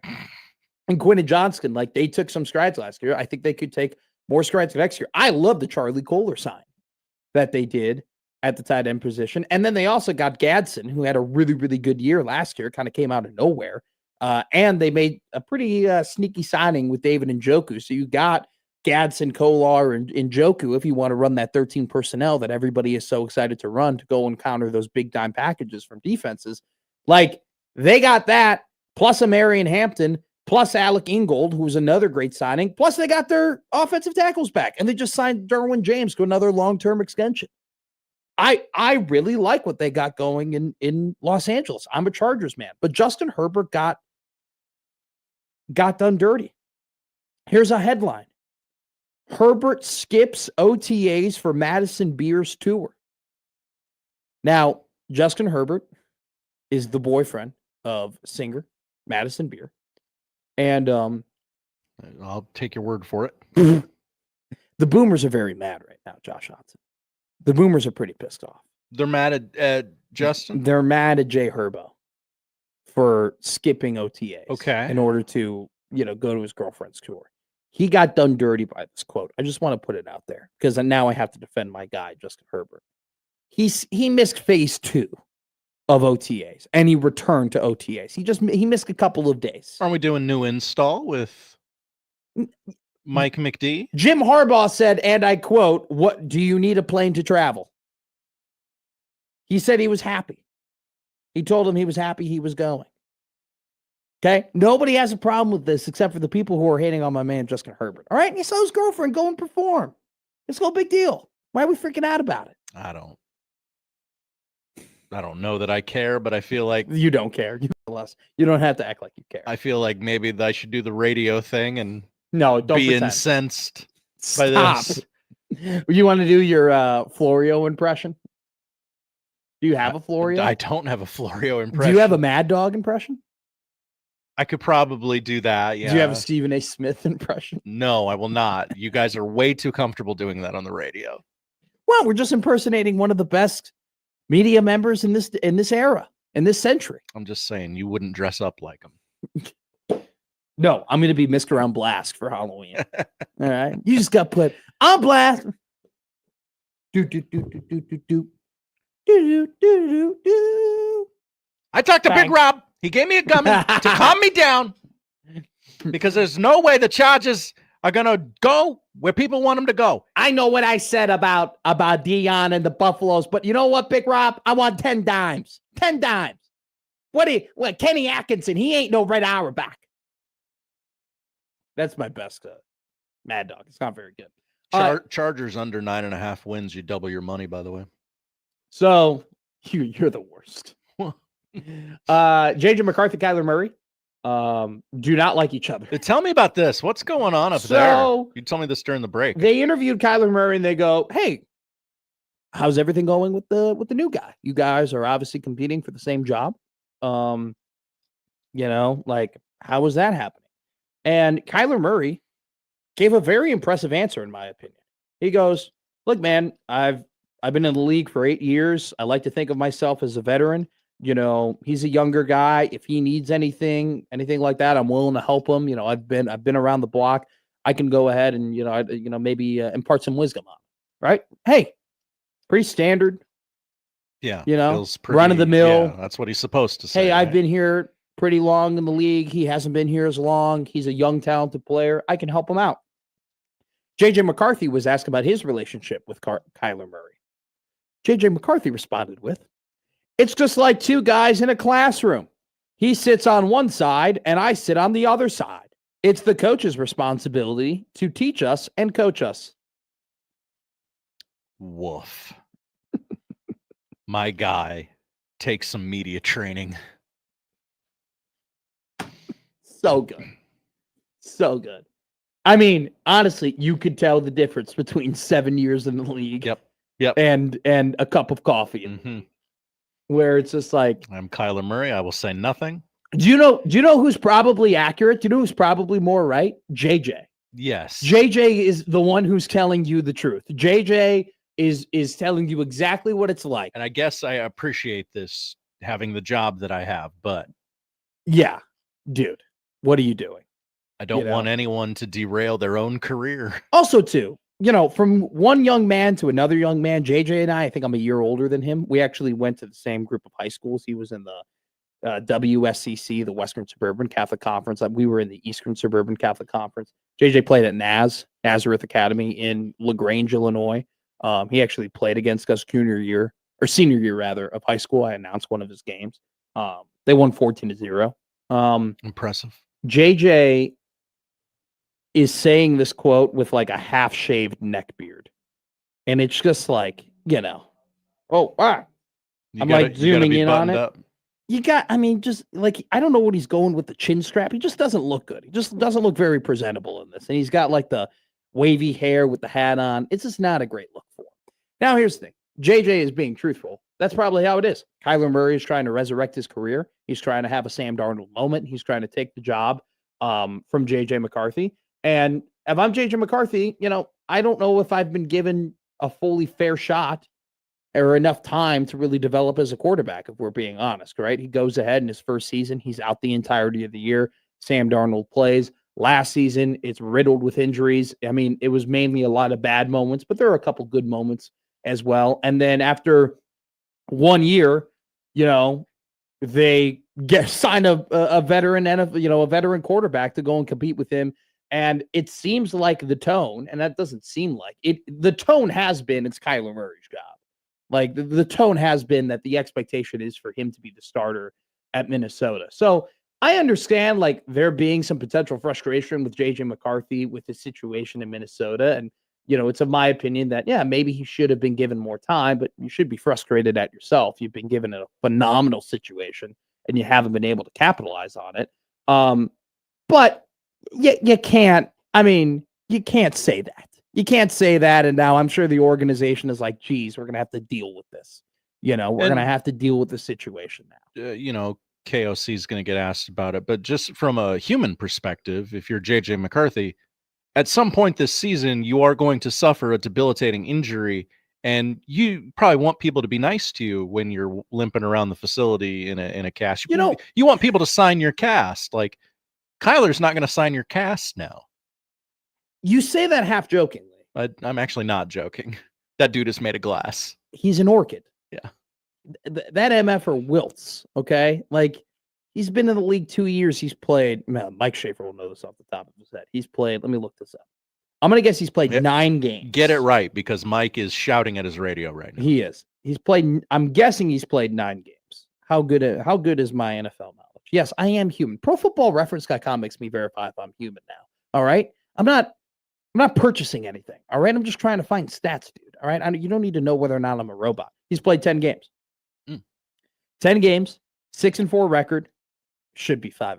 No way we should have lost that game. All right. I'm just saying, I'm still pissed about that game. 11 touchdowns, 12 interceptions, 58% completion percentage, 1,600 yards. Woof. Yeah, guy gets hurt. He's played 10 Oh, look at games this. in 2 Nazareth Academy. seasons.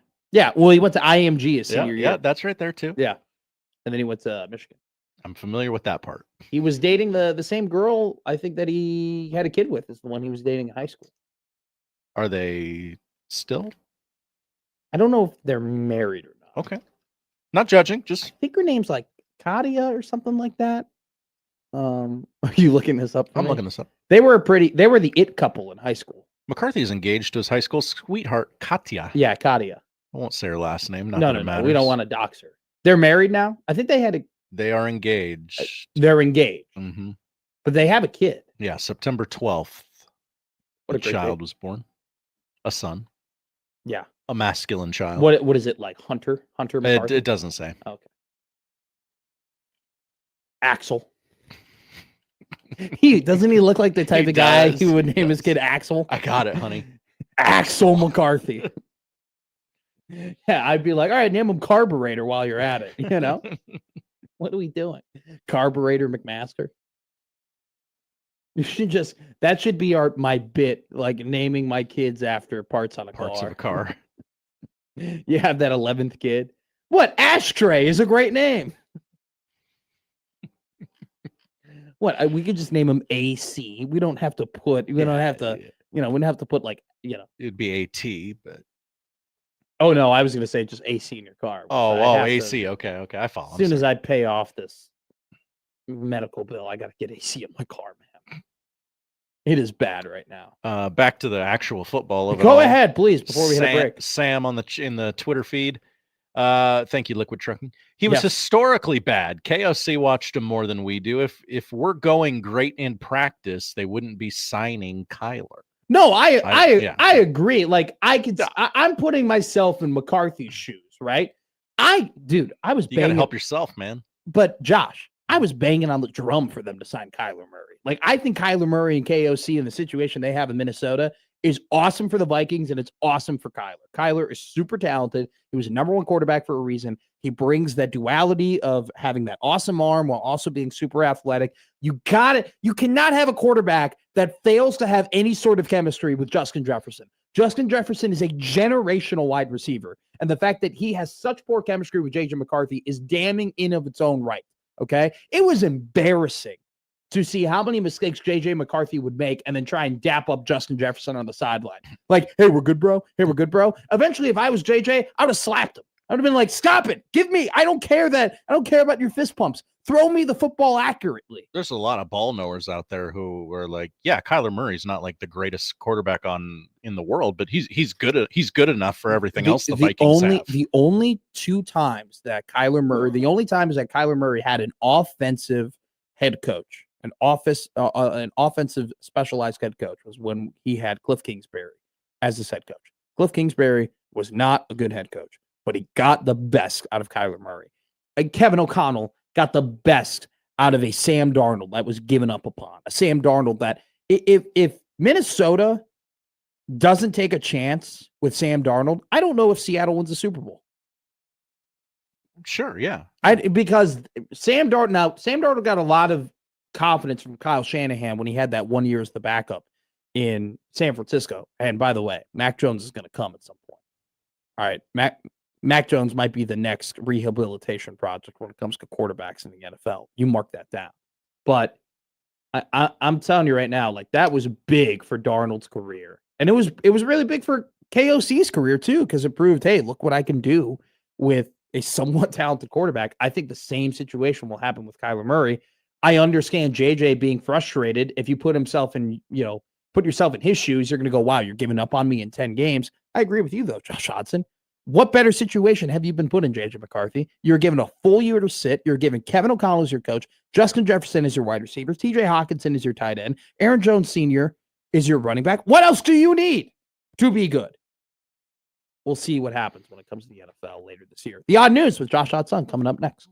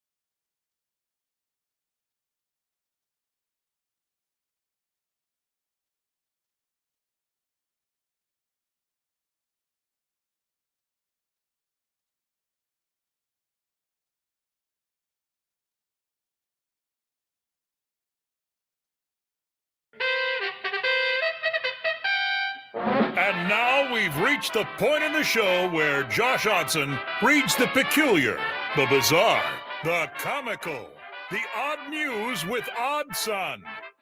Odd news, Odd Son. See what we did there? The odd news with Oddson. Real quick, before you read an odd news story, Francis Tiafoe, the American tennis player, won today. You know when the last time an American won a tennis major? 2024. 2003. 2023? No, 2003. 23 years ago? Yes. Unless I did that wrong. Unless I did that Google search wrong. Last time this is just the men. Yes. A men's tennis player won a major championship. Who was it? Andy Roddick? Yes. Oh, no way. Yeah. Matt. I'm being very for real with you. That's right bad. American men's Grand Slam tennis champions, 2003, Andy Roddick. And we don't even care. We don't even care that it's been a quarter of a century since an American man won a tennis major. No one talks about it. Yeah. We talk about soccer way more. I've never been less interested in the World Cup. All right, let's do the odd news. Normally I don't do stories where someone ends up dying because, somebody's only half listening to the radio and they go, oh, they were making fun of a dead person. We're not making fun of the dead, but you do need to be aware it is patio season. You're going to catch a drink or maybe eat a nice meal with your family outside.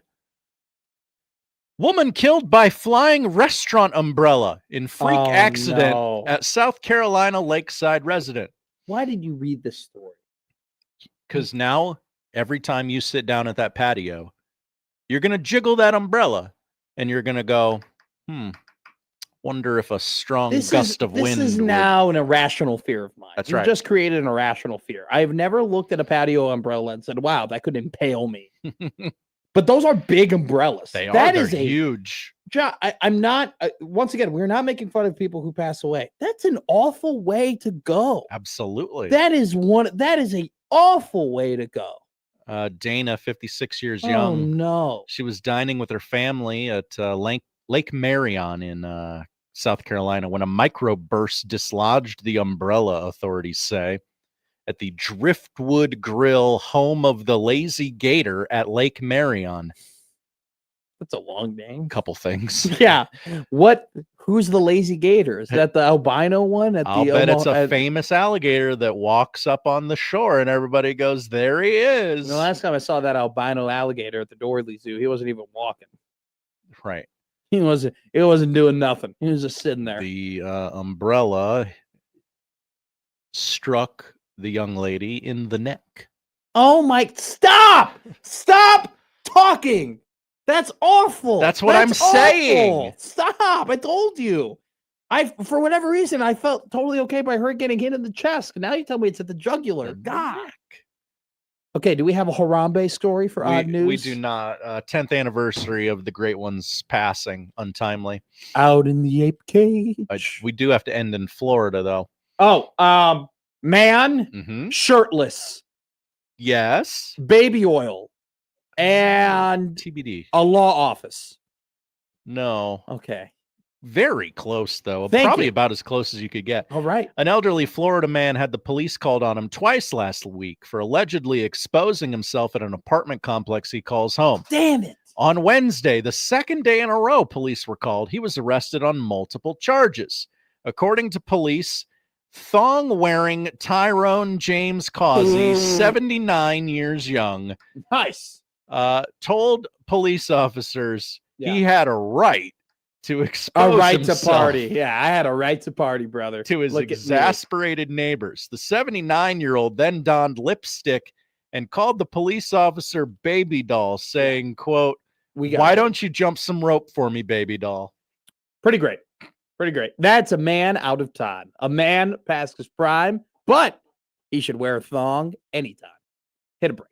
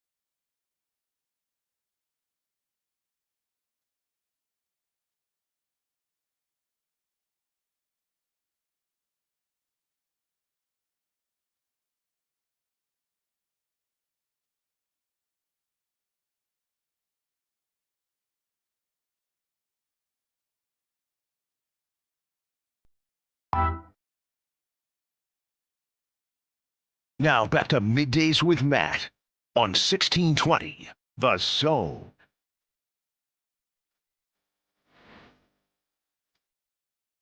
It's a very special day as Nebraska will play in the Women's College World Series in Oklahoma City for the first time in 13 years. We bring on to talk about the Women's College World Series, which is happening right now in Oklahoma City. Texas Tech currently in action against Mississippi State. For the second time, we bring in Sydnee Souplee, the Big Ten softball analyst, amongst other things as well. Northwestern and Syracuse alumni.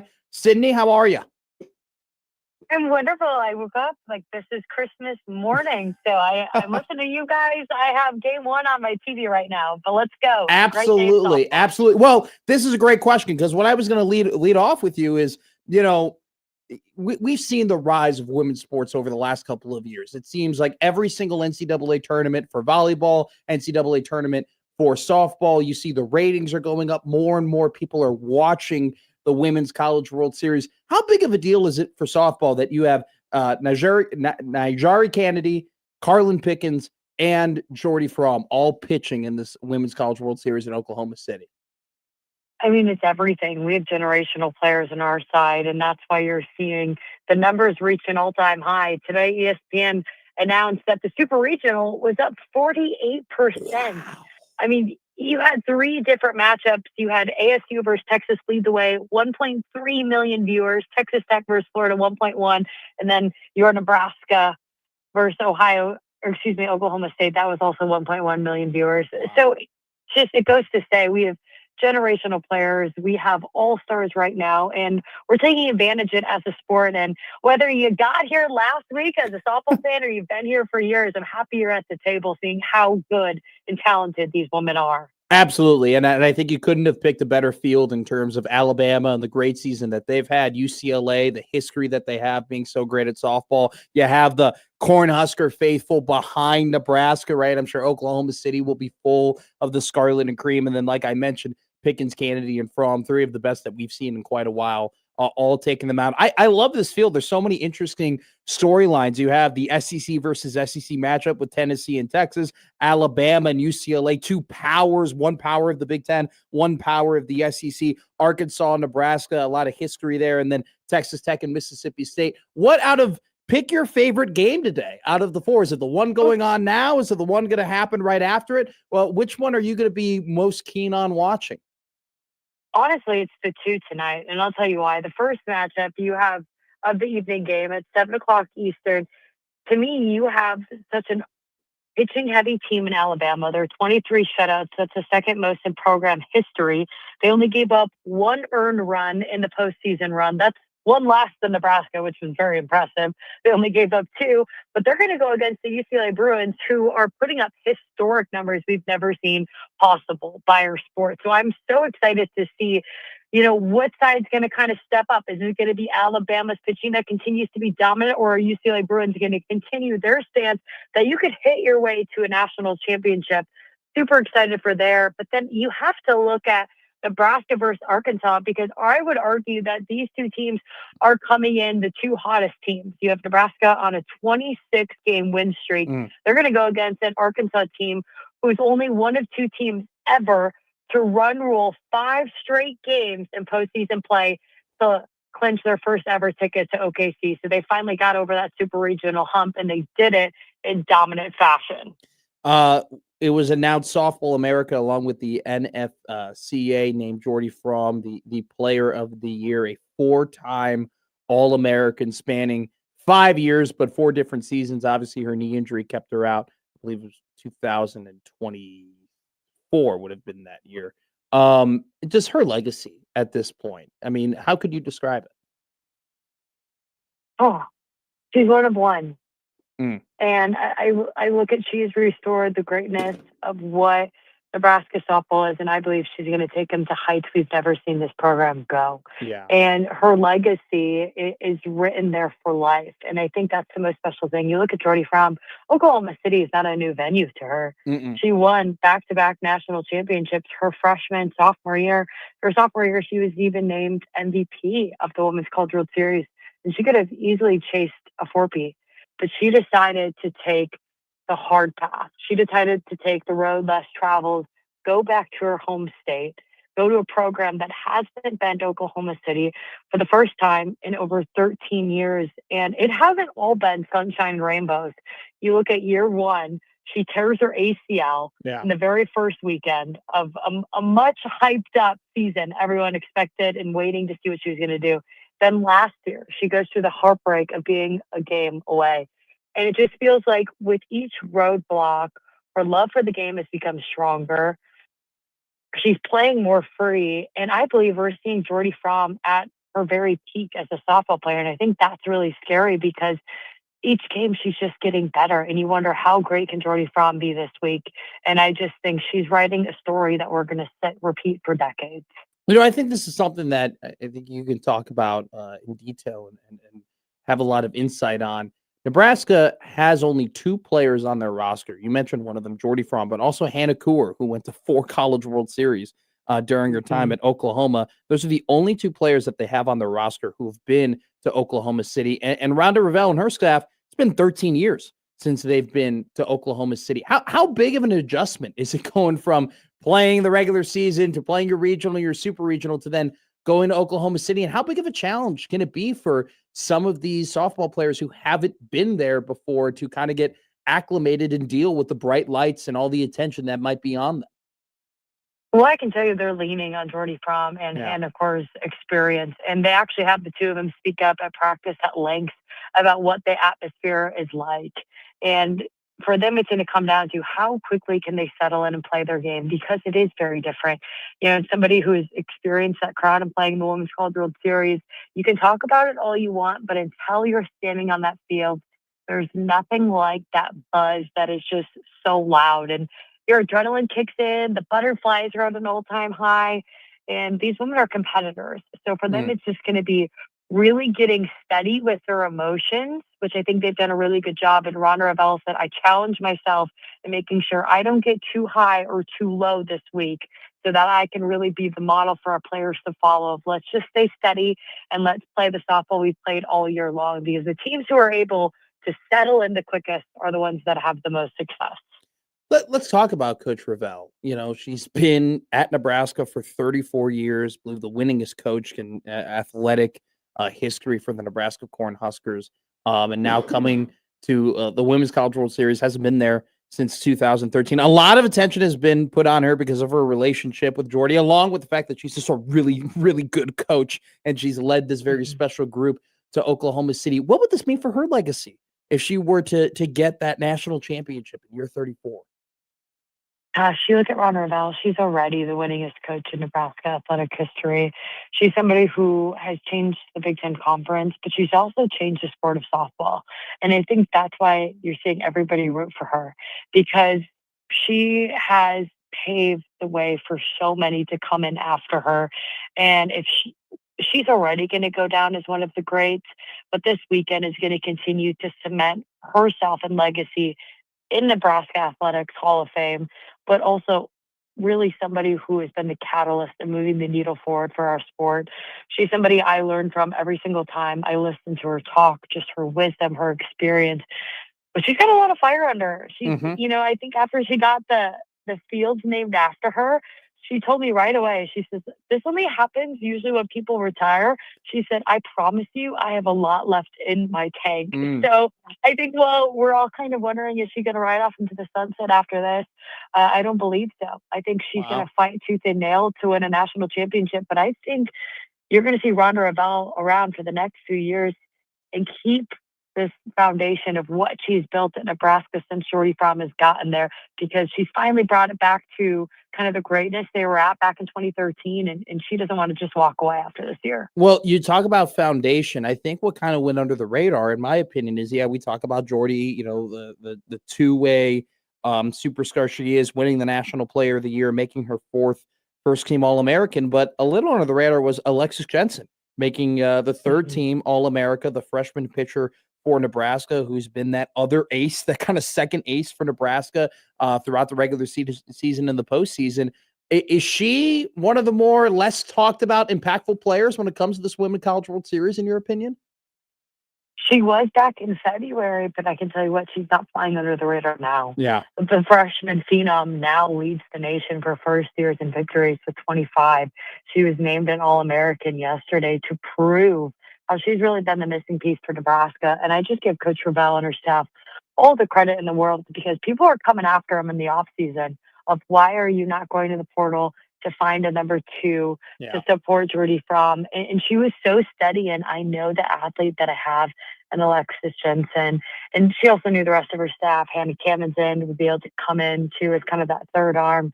But I think the coolest part about Alexis Jensen is you're looking at somebody who went to their first Nebraska softball game at 8 years old. And when she was 8 years old, she went up after the game and she asked Rhonda Ravel to sign her autograph. And I just think that is the neatest full circle moment because Alexis Jensen in high school, she was a top recruit. She was getting looked at by all the SEC powerhouses, but it didn't last long. She knew very early on there was only one place she wanted to call home in Nebraska. And I just think what better place to learn under than Jordy Fromm and the amount of lessons she's learned. She's in turn just kind of developed this workhorse mentality that Fromm has. And she's constantly staying longer in the bullpen, doing things to prepare her mind, learning from one of the greats in her sport. And she's just been a sponge. And everyone on that team agrees that she's kind of brought this spiciness and fire to her that the team was missing. Yeah. And she keeps it loose. You see her, she's shaking it out. She's dancing on the field. This team really needs it, and Alexis Jensen. What are we doing on ESPN right now? This woman just dipped something in ranch and is eating it. Did you watch that? Am I crazy? What is going on in the Mississippi State dugout currently? So they are kind of coining broccoli, which if anyone follows the Broccoli Man, he has been a longtime women's sports supporter. He was out at the Eugene Regional, originally supporting Oregon because he lives on the West Coast, but fell in love with the Mississippi State team, as well as they fell in love with him. They helped fund his ticket to Oklahoma, where they bought 20 pounds of broccoli. They kept it in the dugout. He was dancing with it, and he's kind of come this huge motivator for him. And so this team has got a lot of broccoli and a lot of ranch in their dugout to power them through today's game. I'm looking at Broccoli Man right now, and he's just currently dancing with a bunch of broccoli. That's great. Good for him. Oh, wow. They did a full feature on the broccoli guy on ESPN. This is crazy. We had no idea. I mean, they had him in for media day yesterday. I mean, this man, he's getting as much love and attention and spotlight and photo opportunities as the players. So if you haven't learned about Broccoli Man, you can find him on Instagram. You can find him all over ESPN too right now. They are just parading a bunch of broccoli right now in the Mississippi State dugout. That is absolutely incredible. It's Texas Tech currently leading Mississippi State 4-0 bottom of the fourth on ESPN. All right, we want to let you go ahead and watch all the games, and hopefully we'll bring you back if Nebraska ends up being in the championship series later in these next couple of days. But I'm not going to have you pick the winner. But pick your final, Sydnee Souplee. Pick who do you think will be the two teams playing the championship series for the National Softball Championship? Gosh, I've changed this pick so many times. I truly believe this is going to continue to be a magical run for Nebraska. They have to be my pick for at least one of the spots. And then if you look at the bracket, it's really interesting. It's a double elimination, but then the bracket flips once you go to semifinals. And I think that could shake up a lot of things. On the other side of the bracket, I really like Tennessee. I think a lot of people are sleeping on their pitching depth as well. As I think Texas Tech's got a lot to prove. I think they felt disrespected as 11 seed, and they're playing with fire. You see it. They have a huge opportunity to even run rule this first game in game one. So I think I could see Texas Tech on the other side. We could get a rematch to what we saw earlier in the year with Nebraska versus Texas Tech, which would be a fun one. Whoa.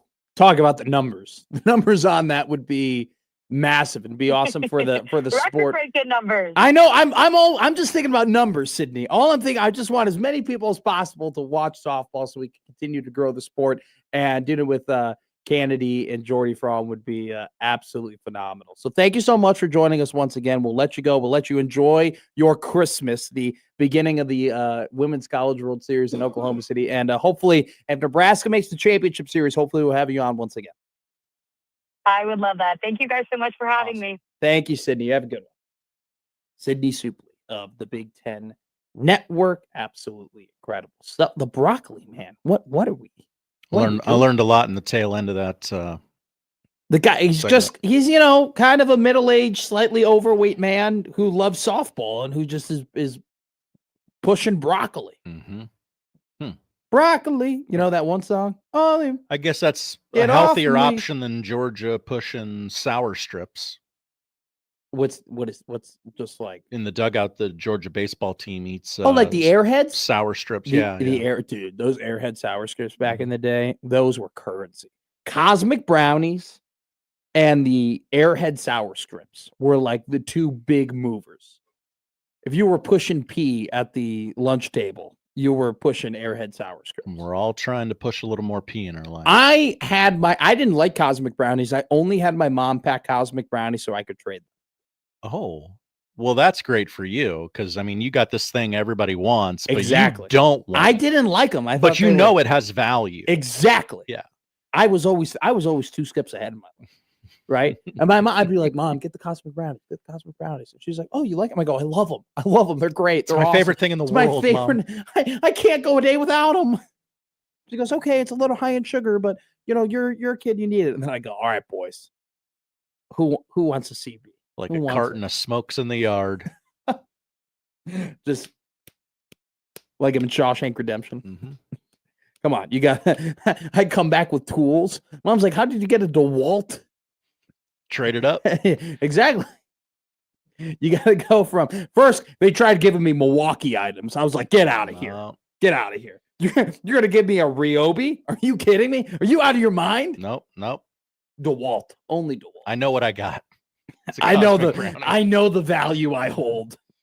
Coming up next, a man who is very valuable to this program. And honestly, we might have him give us a suggestion for This Week in Women's History. We haven't done it before. Oh, yeah. I think this would be great for him to drop one for us because Okay. at 12:45, it's This Week in Women's History Thursday. But first, Husker on Lines and On 3, Stephen M. Sipple joins us on Middays with Matt.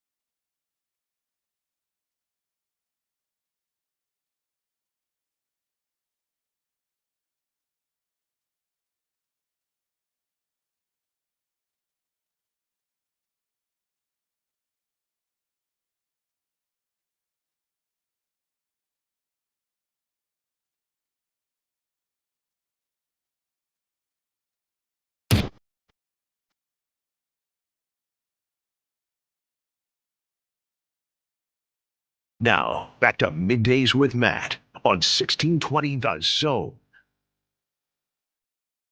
We now talk to a man who we thought was in California now, but actually will be in California tomorrow. Stephen M. Sipple of Husker Online and On 3 going out to California to check in on the Elite 11 quarterback competition that On 3 holds. How big of a packer are you? When you pack, are you one suitcase, one backpack? Are you no carry-on? Do you check a bag? I'm very interested on Stephen Sipple's routine and strategy when it comes to navigating airports.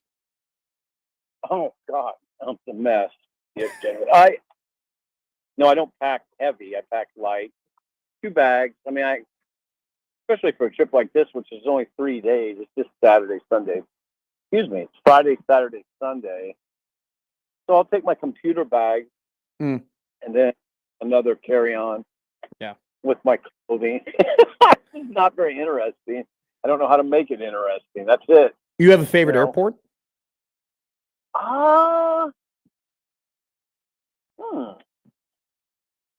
That's a good question. That's one of my better questions to you. It's a good question. They're not all the same. No, they're not. I mean, yes. I would say I've always thought the Indianapolis airport was excellent. Whoa. Okay, I haven't been to that one. I've heard Indianapolis and Minneapolis gets a lot of love too, but tell me about the Indianapolis airport. I don't know. It's simple. It's clean. I think it's on the news site, or it seems like that. Maybe that's part of the trick. Yeah. I get a kick out of airports, though. There's one thing I've noticed over the years that you'll be in an airport and there'll be some signage or something that says voted best airport in America. And you'll go to another airport and they'll say voted best airport in America. And you'll go to another airport and they'll say voted best airport in America. So I don't know what all that means, but Sure. Indianapolis, I know, had that. They build themselves as that. Yeah. Like what would I say? The things you look for as a patron: clean. Yeah. The restaurant situation is really important. Just the food in general. Massive. The navigation. Yeah, the navigate. And if it's easy to navigate, I think Denver's really good too in those regards. I agree. Since I've worked with Sean, I've got the United Club experience, which is elite, unreal. ain't it? Ain't it incredible? Oh, yeah, I wasn't ever used to that in the No. newspaper world. Well, also too, the spreads they have. Some of the best soup I've had has been at the United Club. They got some great soup. Soup. I'm not big on soup, but yeah, they definitely do have soup. Yeah, and they got the spreads. I don't want to go overboard on the spreads. They're fine. It's mass. They're feeding masses of people. So Matt, come on. I mean, they got to keep it simple, right? It's a lot of chicken ciabatta, you know. Yeah, Couldn't agree. Feeding mass, so it can't be that great, but it's fine. Yeah, that's where I first had. What are those hard peas called? Snap peas? No, not edamame. They're like, no, they're served in like a container and they're really hard and they're spicy. Come on, what are those peas called? Hard peas? Wasabi peas? Yeah, wasabi peas. Thank you. Good job, producer. God, rescue. That's where I first had wasabi peas. They're really good. What the hell is a wasabi pea? Your producer will help you with this. Josh, what is a wasabi pea? It's a pea coated in wasabi, and it's, you get the vegetable, you get the spicy horseradishy flavor. Yeah. Yeah. Josh has always struck me as very intelligent. I imagine he got very good grades. Your best take, Sipple. We're trying to get Josh into the Omaha Burke Hall of Fame. Do you have any poll at Burke? Do you have anybody you can call? Without getting too personal. Yeah. I mean, okay, maybe. Okay, we should work with you. You scratch our back, we scratch yours. All right, we'll help you out, and you help us get Josh into the Burke Hall of Fame. What kind of hall is it? It's a sign in the cafeteria, Sip. I need it. It's a hall of fame for students. Yeah, former students who have done past students who have gone on to bigger and better things. Or they've donated a lot of money, Sip. Let's be real. It's a money game. We're being honest. God. I'm just calling a spade a spade. Can you go 5 figures? I don't know if we can donate. Sip, I can't go $5. Well, we'll see how that goes. Okay. Talking about a money game, let's talk about college football quarterback Stephen M. Simple. Out of the 20 quarterbacks that are at the Elite 11 competition, how much total money do you think those high schoolers are going to make? That's my first question. Are going to make this year like as seniors in high school? Yes. Quite a bit, right? Yeah. Those dollar figures are not public, obviously. So I say it in jest. I say it in jest, but I think it's it's joking on a bigger point. How about this? More than we make. Let's put it that way. Well, that bar isn't over. At least for me, I can't speak upon you, but that bar isn't too high to clear. I hope they're making more than what I make. They're making good money. They're making good money. I don't know all of the participants, but I imagine I saw a list, and naturally, I don't recognize the names so much because I haven't done anything. But they're making money. They got to make money now. Yeah. Now, a great article was written today. I love the weekly rundown, the 3-2-1 by your colleague, Sean Callahan. It's one of my favorite articles to read on Husker Online on a weekly basis. Oh, I'll tell him you said that. Seriously, the 3-2-1 and obviously Tunnel Talk are my top, but I think the 3-2-1 really just gives you everything you need to know. I do like how Sipple hears it and sees it. That's a good one too. When you get that column, that's always one of my good ones. I'm not going to tell Sean you said that. Okay. I appreciate it privately. I appreciate it privately. Thank you. Absolutely. But he had a great stat today. All right. So Nebraska has had 11, or let me get the correct number here. 3, 4, 5, 6, 7, 8. Yeah. So Nebraska has had 11 Elite 11 quarterbacks. None of them, not one Elite 11 quarterback has ever started and finished his career at Nebraska. Oh my God, that is fascinating. Fascinating. What do you take away from that? Is there any analysis for you to do on that stat? Yeah, well, I need some names. Okay. Brian Hildebrand, Harrison Beck. Hildebrand that just never even came close to materializing. Keep going. Harrison Beck. Beck. I remember vividly Bill Callahan saying he was so happy that they landed him when he found out he had to drive off the road and compose himself. That Harrison had a lot of arm talent. Yeah. A lot of other things going on. Yes and no. He was all right, but I get it. Here's two interesting ones. They never made their way onto campus. Josh Freeman and Blaine Gabbert. Yeah, that was a huge time in recruiting in the program because those were massive shifts when they decided not to go. Just massive. I remember where I was at. I was in Omaha, pumping gas, and Freeman decided not to go to. Those were huge moments when they decided not to go to Nebraska. How about Gabbert? Gabbert ended up being a top pick in the NFL. Ended up being one of the best quarterbacks in college football. Yeah, and Freeman too. Panned out. Yeah. Freeman panned out collegiately. Didn't pan out like Gabbert professionally, obviously, but they panned out, just not in Nebraska. Keep going. Johnny Stanton. Stanton was interesting. Here's the deal on Stanton. And I know this. I didn't find it out till later when he was about done at Nebraska. But you know what his trouble was playbook and taking the playbook to the field. He had that's something we sort of take for granted in quarterbacks. It shouldn't ever be taken for granted. Some guys can't play the position because of it. Yeah, I couldn't agree more. Yeah, he just couldn't do. He had a hard time. Playbook, huddle, getting to line of scrimmage, and getting it all right. Patrick O'Brien. O'Brien had some talent, just overrated. He was. Yeah. He had good size. I thought he had pretty good feet. Didn't run. He wasn't a runner, but when I say good feet, I don't mean as a runner. Just good feet in the pocket. I liked him, but he just wasn't. And he ended up playing elsewhere. He did play. Started in college. I think at Colorado State. Double check it, but again, just it didn't work out at Nebraska. Got bypassed. And then we get into more of a recent kind of run. Jeff Sims. Yes. Scotty had a ton of talent. So much talent. I mean, just, raw athletic ability. Talk about a guy who had a tough time bringing over the playbook, no? I don't know about that. I don't know. Maybe. I just think.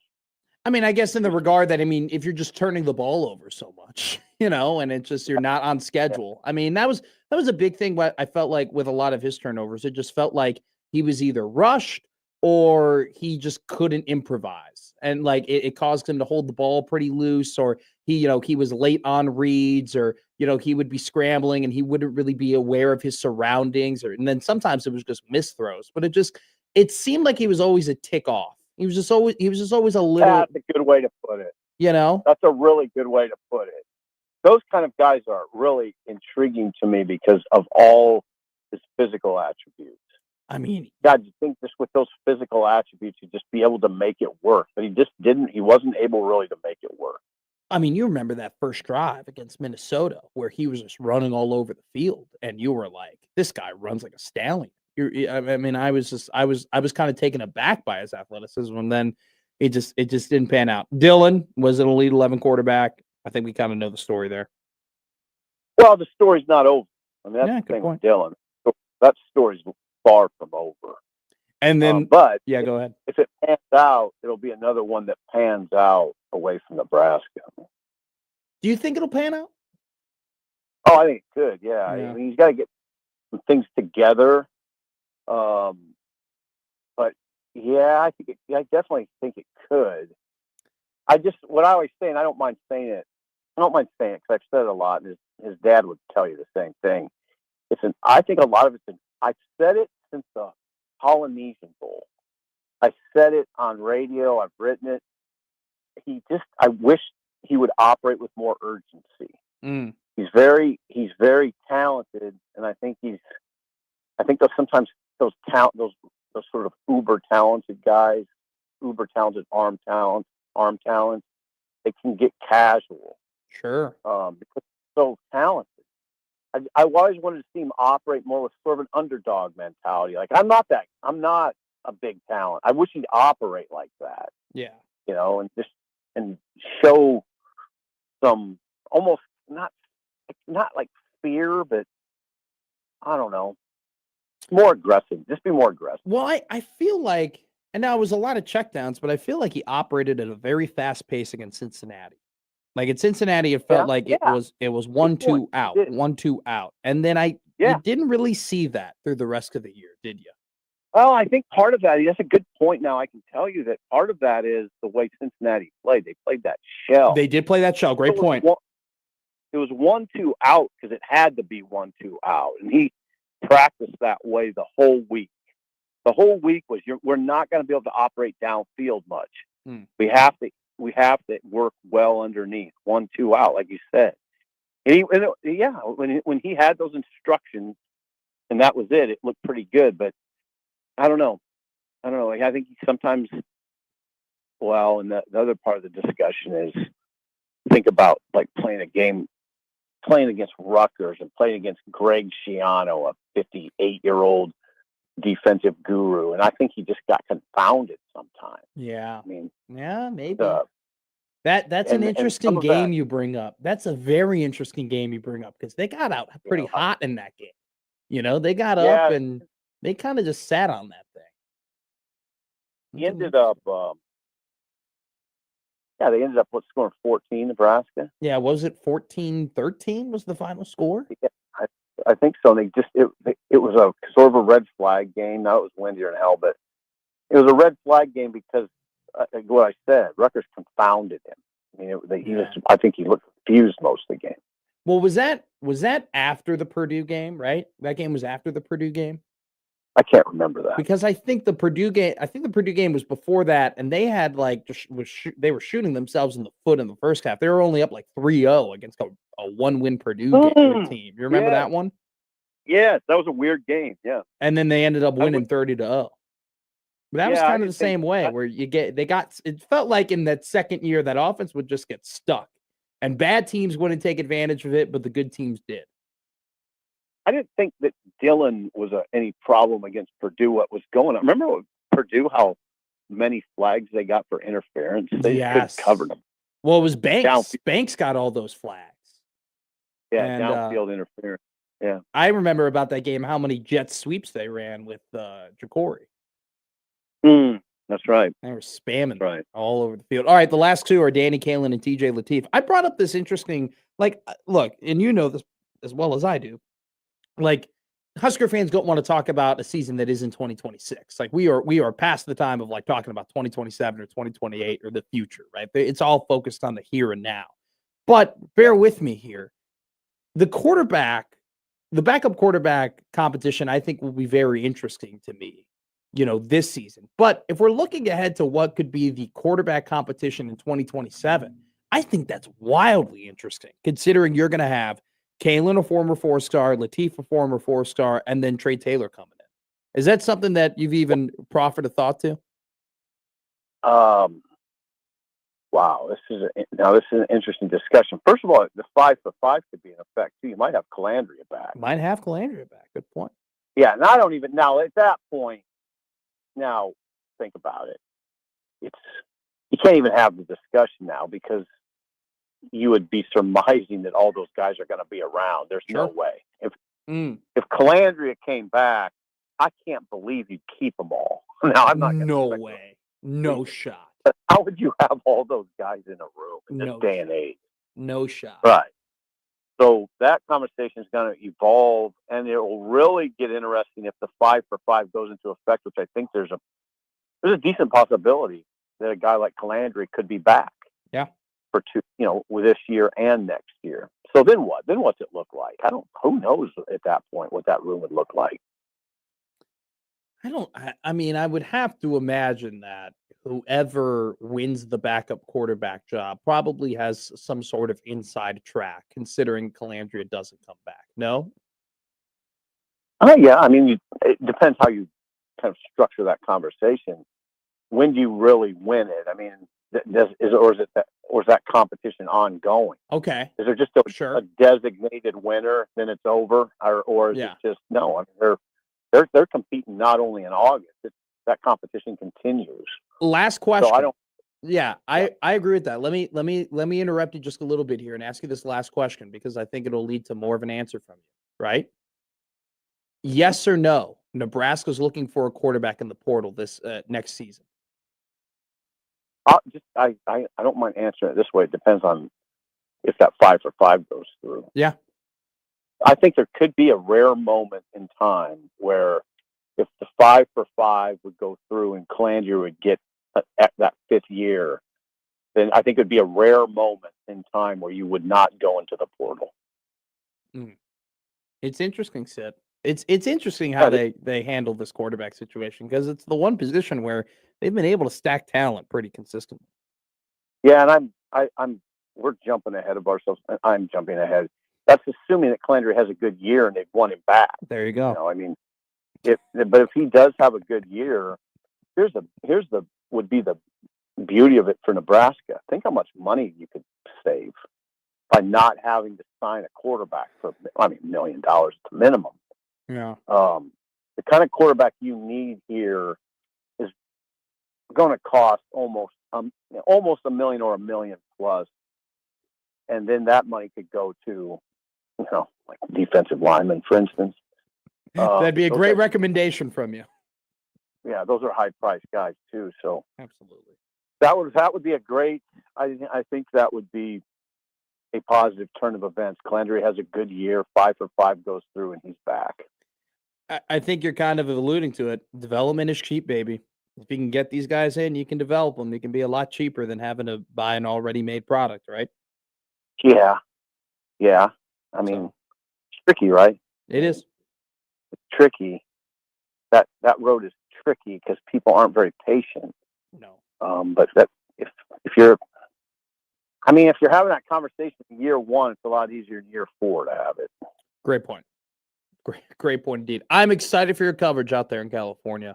I really am. You guys do incredible work. You, Sean, Rob, and the whole squad. Abby as well. By the way, One of your Bobby Schneider, he's one of your young guys. I thought his coverage this year has been phenomenal too. So I wanted to give the whole crew a shout Yeah, out. all those guys do really well. Brian do. Munson, who's our recruiting guy, who knows an incredible Munson amount. too. Yes, absolutely. Yeah, Brian Munson. Yes, he's great as well. You are the man, Sip. We'll talk to you soon. All right, thank you for the interview, Hugh. Of course, you're the best. I'll talk to you soon.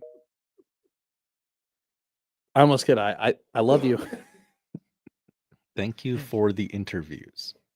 Do you think if I said I love you, he would say I love you back? Oh, absolutely not. No. I kind of want to try it, but that would be very unprofessional. He would giggle and go, and say something like, "Oh, good joke, Matt." Talking about good jokes this week in women's history coming up next here on Middays with Matt.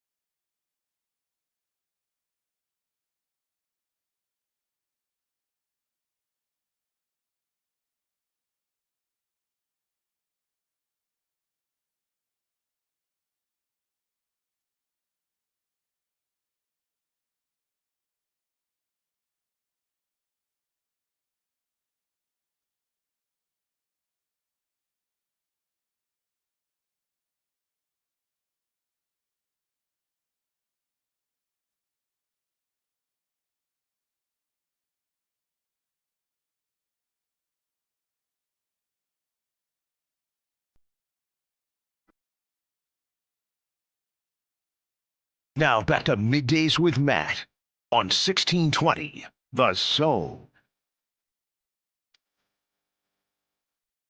Before we get to TWIH, this week in women's history, I think I did that. TWIWH. Thank you. Couple of comments from Will Bolt at Nebraska Baseball Media Days. A man. Coach Bolt said, Rob and I, Childress, the pitching coach from Nebraska, have been together for 8 regional championships. Not the football coach. Between coaches and players. And we've started our number 1 pitcher in 7 of those first games. He's referring to throwing out Carson Yassa for the first game against South Dakota State. Bolt continued, he gives us the best chance to set a great tone. He also said, we feel like sending Carson out there is the only option. So there you go. That's based on his decision. There's been some people on Twitter who disagree with sending out Carson Yassa out there in the first game between South Dakota State and Nebraska, just so you can save your pitching for the better teams like Ole Miss and Arizona State. But Will Bolt is the man in charge, and that is his decision. The man in charge in this segment is Mr. Josh Odson, who educates us about the women through the decades this week in women's history. We start with whom today? We're going to start with Kelly LeBrock.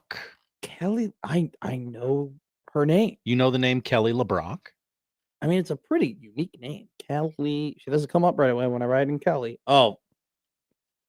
Okay. She looks very familiar. Okay. What was Miss LeBrock in? She was probably most famous for the 1985 comedy Weird Science. She was also in the Steven Seagal movie Hard to Kill. She married Steven Seagal, correct? I'll take your word for it on that. Oh, that's what it says on Wikipedia. Okay. Isn't sure. Isn't he, there it is, right there, 87 to 96. Steven Seagal, he's a big Aikido guy, right? He's a big he's a big guy, yeah. MMA dude, though. Probably I think he's into at some time. Okay. I can't imagine now. She's in a lot of films, good lord, but none of them are good. So with the women, I know none of these movies. Weird Science is a fine film. Hard to Kill is a fine film. Hard to Kill is the only one I recognize. I've never heard of The Betrayal of the Dove. I haven't either. Or Hard Bounty. It sounds like a movie that would have Kelly LeBrock in it. Yes. Have you ever seen Xerophilia before? No, I'm not sure what that is even. I don't think I want to find out what it is, if I'm being honest with you. Okay. Oh, it's got Hayden Christensen in it. What? Wow. Look at that. Oh, no. Wait. No, it's Taylor Handley. He looks a lot like Hayden Christensen. All right. Kelly LeBrock sounds like the villain in like a Mean Girls movie, you know? Yeah. Kelly LeBrock. I hear it. You hear it. What is the next one? Who is the next one? Our next name is Gina Lee Nolan. Now, this is Gina spelled G-E. Yeah, all these people with their weird spelling of names. I didn't know that. Wow. Okay. Big contributions. Very big contributions. Yeah. In TV, massive contributions, some would say. That's right. A former Price is Right model. She made the jump to the 1990s syndicated television show Baywatch. Yeah, I see that. She was in 64 episodes. Is she Sounds about right. Is she the Baywatch woman? No, absolutely not. Okay. That would be Pamela Anderson. I don't mean to offend you by saying, was she like number 2? Was she Wade or Bosch? In Baywatch. Bosch. She was Bosch in Baywatch? Yeah. Jeez. Okay. It was a deep cast. Was it? It was that deep? Was Who was the Udonis Haslam on Baywatch?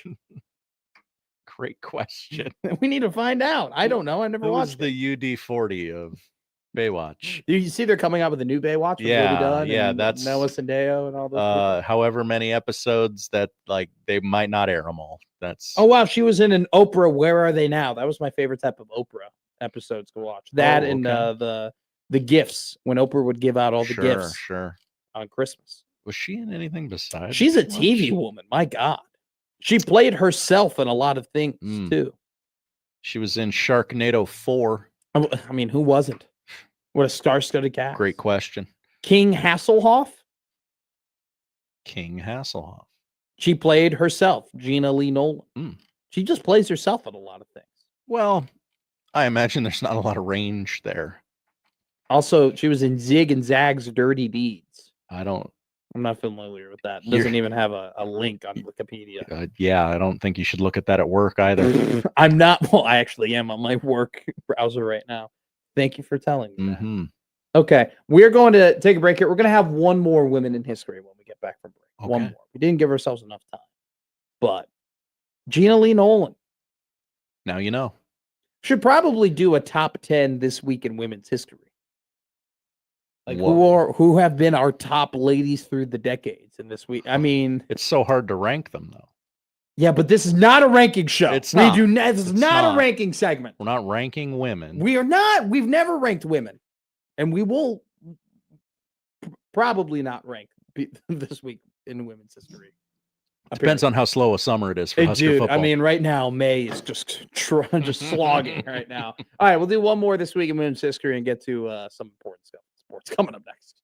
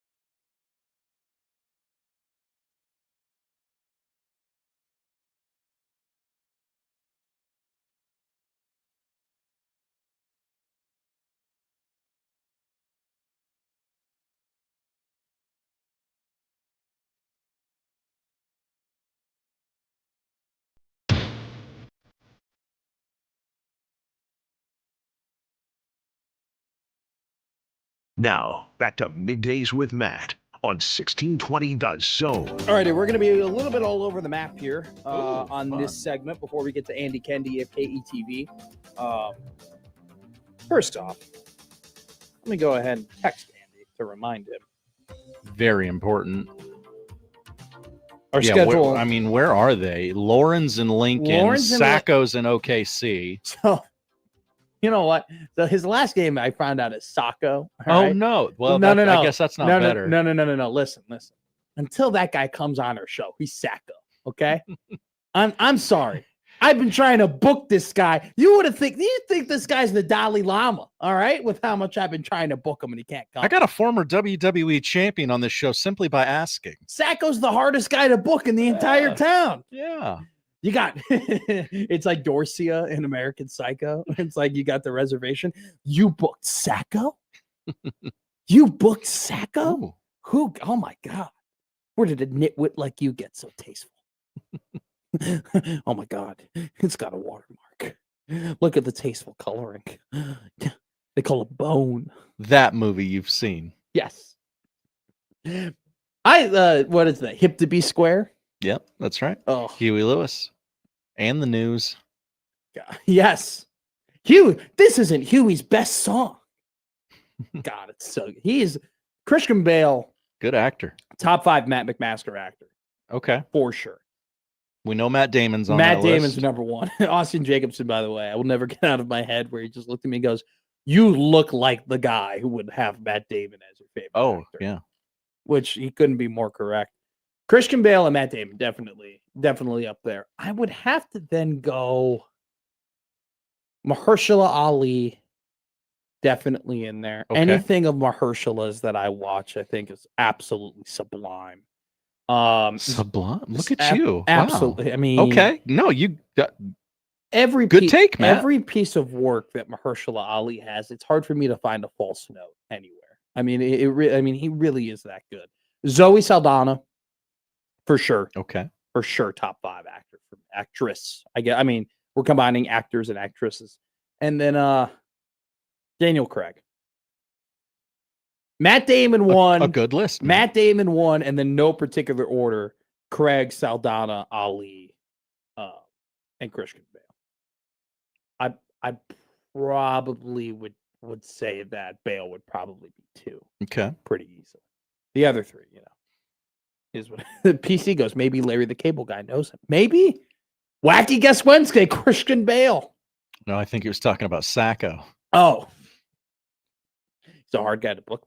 Yeah. Hard guy to nail down. Here we go. Andy Kendi has not gotten back to me, so hopefully we'll have him at 120. Before we get into the meat and potatoes of the segment, we want to remind you that we have a beautiful 2-for-1 deal with cheeseburgers, a takeout joint. You can get 2 $25 gift vouchers for just $25. Cheeseburger's so good, man. Got so many great burgers, smash burgers, got crispy chicken, you got some great hot dogs, awesome sides as well. Been there a couple times at the Blackstone District over on 40th and Farnham. Go to 1620zone.com and don't forget to listen to USC for a chance to win some of those gift vouchers, 2 cheeseburgers, one of the better joints around town here in terms of getting some great grub. One more this week in women's history. For the crowd, we wanted an encore. We knocked it out of the park with Kelly LeBrock and Gina Lee Nolan. Just one more before we get out of here. Daisy Fuentes. Daisy Fuentes. Okay. Wow, she does a lot. She's an actress. She's a model. A television host. What does she host? She hosted America's Funniest Home Videos for a long time. Really? AFV, as the kids call it. Wait, who was the guy who hosted before and he got killed on an episode of Castle? And before Ribeiro. Because Ribeiro now does it. Alfonso now does it. Yeah. But who was the dude? He got I know who you're he hosted Dancing with the Stars. Tom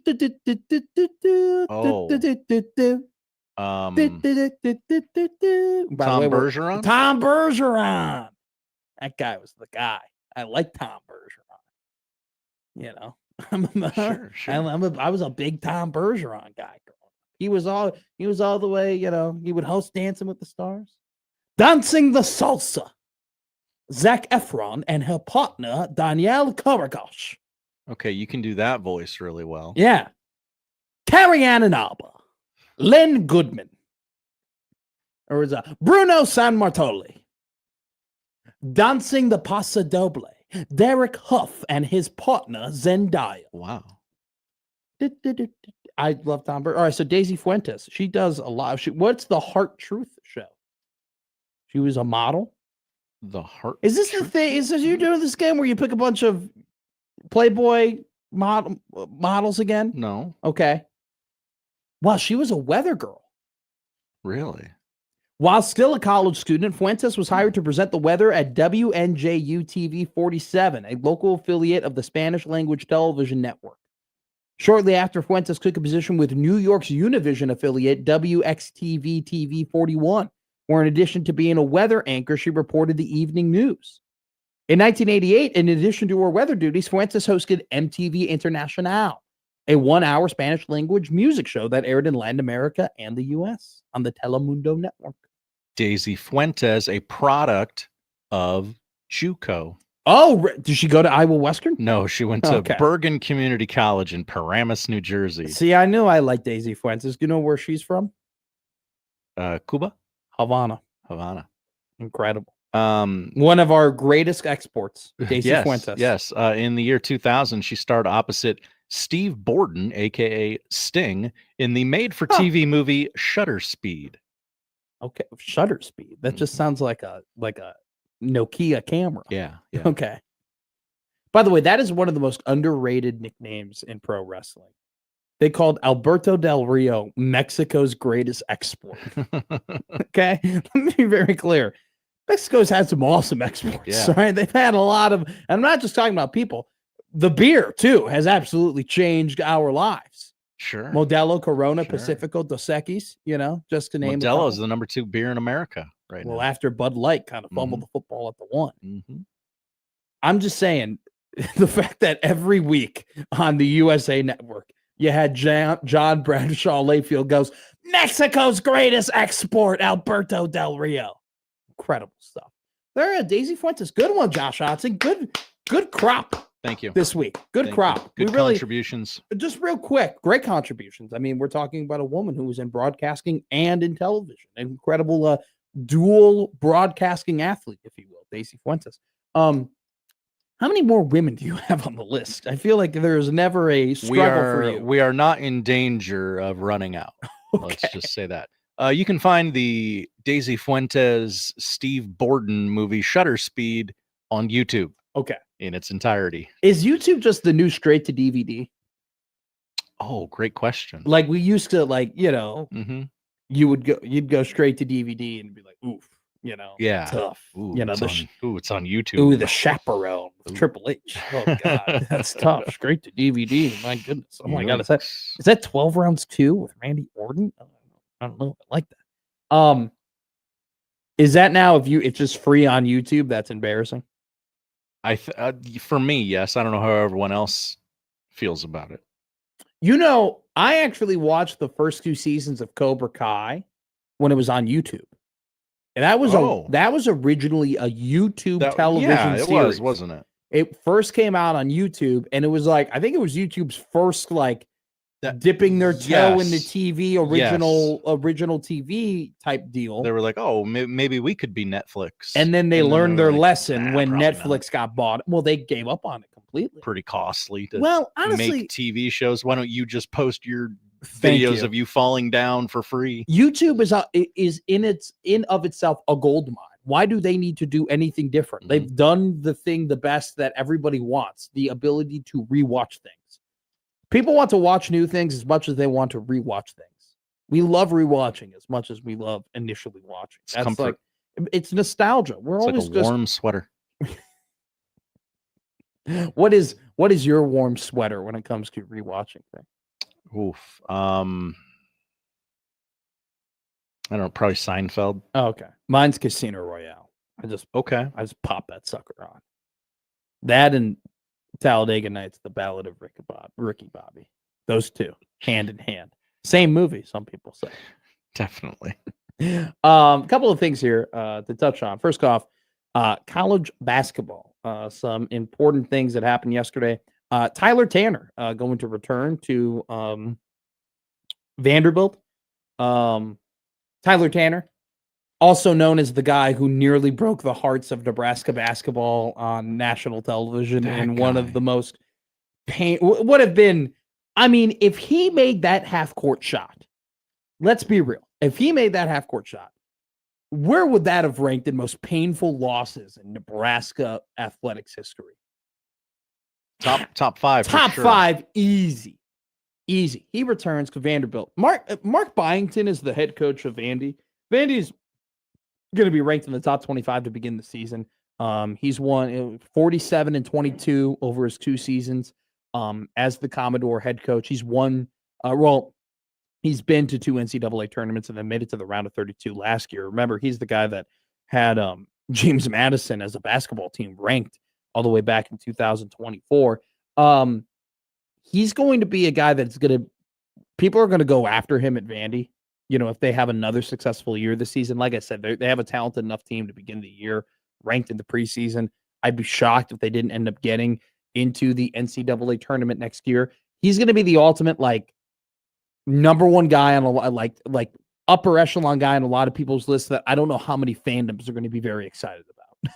Like, I don't know how many people are going to be running around screaming, thanking God that they hired Mark Byington to be their top of the line head coach. I think, though, that he will get a better job than Vanderbilt and be very successful there. But Tyler Tanner ended up going back to Vanderbilt as opposed to staying in the NBA draft. One guy that people did not think was going to – people did not think this next guy I'm about to mention, really had a decision of whether or not he was going to the NBA draft. People just assumed Tunde Yesofu was going to go up and just be in the NBA draft. He was projected to be a first-round pick, borderline lottery type guy, and yet Yesofu is going to end up going to St. John's. He was a guard, 6'5", freshman for Baylor, averaged 17 points last season. Really, really big pickup for St. John's and for Rick Pitino, who are kind of meddling around in what will be this kind of big sweepstake now, as Milan Milicic, the Iowa State sharpshooter, shot 48%. 48% last year from the three-point line. Plaquette had a great stat. Momcilovic and the only other guy that shot the ball as well as Momcilovic did with those amount of attempts, 7.5 per game last season. The only other player to shoot it as efficiently as him was Kyle Korver. So, hello. Talk about a real sharpshooter. Milan Momcilovic, the former Iowa State Cyclone, had a legitimate opportunity to go in the NBA draft, a borderline late first round draft pick to a second round draft pick, goes back to college. He's going to get paid a lot of money to play college basketball. Currently, Louisville, Kentucky, and St. John's have been jockeying for position behind the scenes with Momcilovic's reps. But this recruitment is expected to shift into overdrive in the next coming hours and days, especially since the Big 12 stalwarts like Texas Tech and Arizona have also thrown their hats in the ring. UCLA was another school mentioned with Momcilovic, but the Bruins are not in the mix anymore. That's all according to a CBS article released today. So Louisville, Kentucky, St. John's, Texas Tech, and Arizona are the players to go and get the kind of the final big piece in terms of the NCAA basketball transfer portal. Pretty big win for the NBA yesterday, in my opinion, when it comes to the fact that Koa Pete is going to end up going to the NBA draft. Pete averaged 14 points last season, 17 points in the NCAA tournament. He's like 6'8", 245 pounds, 35-inch vertical. Had a terrible draft combine, though, when it came to shooting. His spot-up shooting and three-point shooting, he was like 13 for 50. It was absolutely atrocious. And apparently, according to reps there, Pete changed his shooting motion. It was a different shooting motion he had at the combine compared to what he had in college, and people were kind of surprised by that. But at the same time, we're talking about just a pure athlete. I mean, Koa Pete is a man amongst boys. You could make the argument, hey, maybe he could have went back to Arizona for 1 year and rolled the dice and maybe have been a top 10 pick and tried to dominate more at the college level. But I mean, a 19-year-old who was that highly touted out of high school. I mean, the guy had played in USA basketball for multiple years before he eventually went to Tucson. I mean, a top of the line prospect, a guy like that saying, no, I'm going to go back to the NCAA, in my opinion. I mean, we kind of expected, it wouldn't have turned heads because we've been learning, right? Or we've been hearing about his potential to go back to Arizona. But 19-year-olds who are that good of prospects coming out of high school, who played well at a very high level in college basketball, they're just not the type of guys who stay in the NCAA. And I think it would have, been very interesting if a guy like that says, no, I know that I'm a, mid to late first round draft pick and that there are going to be plenty of teams who are going to want my services in the NBA, but I'm going to go back for another year. That definitely would have been a bit of a change of pace and kind of an accelerated version of what we're seeing here with more and more athletes going back to college as opposed to just entering the draft. I think now this is going to be pretty par for the course now, though, where you have guys who are in kind of the second round with a couple more years of eligibility. I think the second rounds of these NBA drafts are going to get a lot thinner, man. I mean, I think that if it was already pretty tough to hit in the second round, and don't get me wrong, there's some great second rounders in the history of the NBA. Draymond Green, Nikola Jokic, right? Those are kind of the two big ones. Isaiah Thomas, the last pick in the draft, had an incredible career. But even, kind of recently where Malcolm Brogdon, second round pick, had a really, really impactful role on some great teams. Ayo Dosunmu. Ayo was a second round pick from the Chicago Bulls, made some pretty big strides for the Minnesota Timberwolves. Like, there's some value in the second round of the NBA draft if you know what you're doing.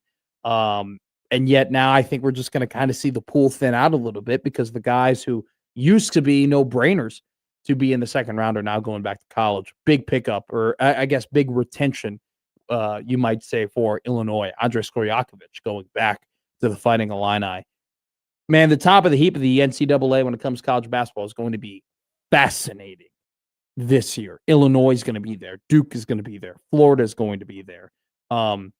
John Walker really likes Tennessee, or Guy Bigelow loves Texas. If St. John's can get Momcilovic, man, you add Milan now with Tunde Yesufu. It's a really big pickup that Rick Pitino and his squad has been able to do these in kind of these later moments of the transfer portal cycle. So very interesting stuff. I can't believe that I read a winners and losers of the NBA draft deadline article today, but that's going to be something that we're used to, man. That's going to be something that we're going to be reading every day. And as the NIL is NIL, not every day, sorry, every year, my apologies. But as we continue to, the price tags are going up and premium players are getting paid more and more in NCAA basketball. This is going to be more and more of a landmark day in terms of, is your potential second round draft pick going to come back to you and be a big benefit to your college basketball team, or are they going to go to the draft? It's not something like we've had in the past, especially when you date back to the early and mid 2010s. All right. Andy Kendi has not texted me back. So we're going to call him and we'll see if he picks up. And if we interview Andy, we interview Andy. If we don't interview Andy, we'll have a good segment. We're having a fun show today. It's going to be a good segment either way. Yes, it is. You don't have to worry about that here on Middays with Matt.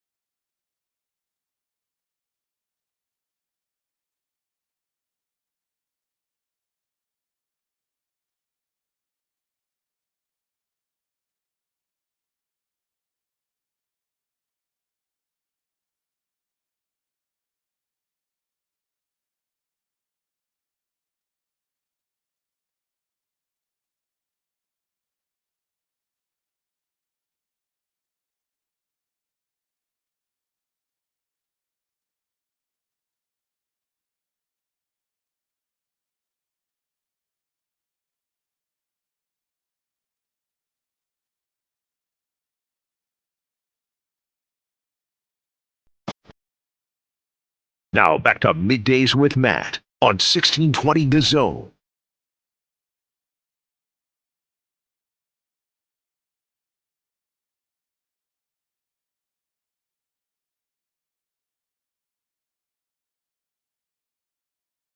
As someone who's NBA team traded for like 18,000 second-round picks, definitely not loving the news of all these guys, rather going back to the NCAA as opposed to being picked in the second round, if I'm being honest with you. Maybe they just didn't want to be on the Bulls. Why would you? I mean, why would you want to play basketball in one of the best cities in America, the third largest market, and one of the more historic brands, and not only just all of NBA basketball, but in all of sports? Why would you want to play on that team? Oh, I know why. Because Jerry's kid is a dummy. That's why. And Jerry Stackhouse might be your coach. Yeah, that one's weird. Everything they do is weird. Welcome to Bulls basketball. Bulls basketball post Michael Jordan has just been weird. And then they had a horseshoe up there, you know what, and they lucked into getting Derrick Rose with the number 1 overall draft pick, just like they lucked in that, Hakeem Olajuwon was so good that the Rockets took him 1, and then those idiot Trailblazers took Bowie. So they lucked into getting Jordan at 3, and then they had 6 championships, and then they lucked into getting Rose at 1, which allowed them to have some sort of long-term success. And outside of lucking into draft picks, they've done nothing worth anything in their franchise's history. They are one of the luckiest, most fortunate franchises. And the people who actually were good and who did good things for them, for the Chicago Bulls, they end up ostracizing. And they end up casting away and then making themselves to be a villain in a 10-part documentary series. Jerry Krause is the best general manager that the Chicago Bulls have ever had in their entire history. He's probably, outside of Bowman and the run that he had with the Blackhawks, probably the best general manager that the whole city of Chicago has ever seen. And yet he's now masqueraded around like a villain. He's treated like a villain. He's treated like an idiot because they absolutely buried him in The Last Dance, even though he did incredible things building that roster around Michael Jordan. Now you got me ranting. Yeah. Mark Pope, though, definitely Mock Pope. Mock Pope. That's one bit that we won in divorce court. He's had a tough offseason, right? Like, he missed on Robert Wright III. He missed on Donnie Freeman. He missed on the number 1 ranked player in the 26 recruiting class in Tyron Stokes. Like, it has been well documented and well publicized that Kentucky has had a lot of swings and misses when it comes to getting players for this year's team. And, they got Zoom Diallo, which was a pretty good pickup, but they end up keeping Malachi Moreno, who withdrew from the NBA draft at the deadline. I think he did a couple days before the deadline, and we'll see what happens. If they get Momcilovic, that'd be a very, very big pickup for Mark Pope, but we might be heading into a college basketball season where the Kansas job and the Kentucky job could be open. We actually might be heading into a season with, what if Duke wins a national title and John Shire says, all right, I did what I needed to do. Let me go to the NBA now. I want to give that a try. Yeah. Can you imagine if we had a college coaching cycle where we had Kentucky, Kansas, and Duke all open at once? And then just the dominoes after that. It would never end. No, it would literally, there would be thousands of people in new jobs. Yeah. And and when I'm not exaggerating when I say thousands, because you got to take your operations staff, right? You got to take your assistant coaching staff, maybe take a couple GAs, so on and so forth. Like, there would be a lot of shaking and moving in college basketball if that were the fact that it's even like in the realm of possibility that those 3 blue blood jobs could all be open all at once. It's quite incredible. But the theme of this show has been talking about things that aren't going to happen for about 8 to 12 months. Talking about something that isn't going to happen for June, July, 2.5 months away from football season. How do you feel about that, Josh Johnson? I feel pretty good about that. Friend of me, not an enemy of you, Joey Colbert, producer of Happer and Schaefer. 3 months away, and it's the ESPN graphic for Idaho and Cal Poly, Friday, August 28th at 9:00. So Mike Schaefer does not like week 0. He made that abundantly clear. I heard him walking down the hallway and saying, "Don't call it week 0. It's so dumb. It's dumb. It's dumb." I agree with him, but I'm not mad about it. When Mike makes a good point in his head, he just repeats it over and over again. It's dumb. It's dumb. That's what he thinks about week 0. I don't think week 0 is dumb. I'm fine with it. You know, I like that we get football a little. It's like an appetizer.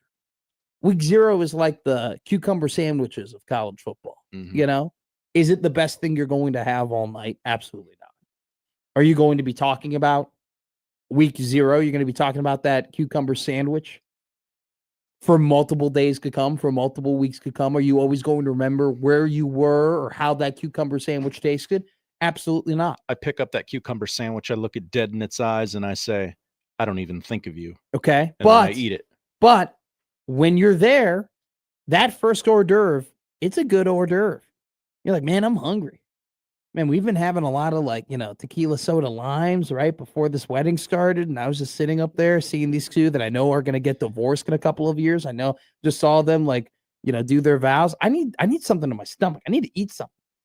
I'm just hankering something. And you have that cucumber sandwich, and does it taste good? Not really. It's kind of bland. They didn't put enough oil on it and salted enough. But you go, hey, I'm glad that I put food in my stomach.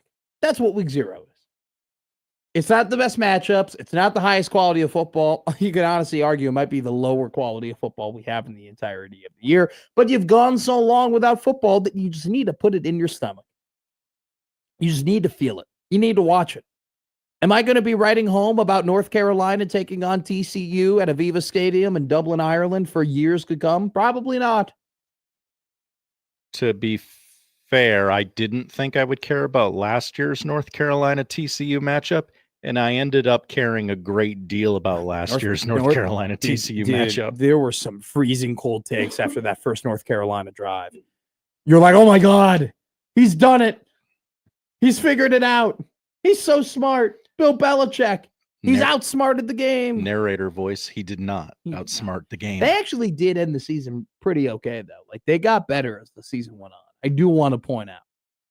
I had a kid who actually went to the same group of high schools play for Bill Belichick, which is funny. He was like their center he was a D3 center or something or not D3. He played at like Holy Cross.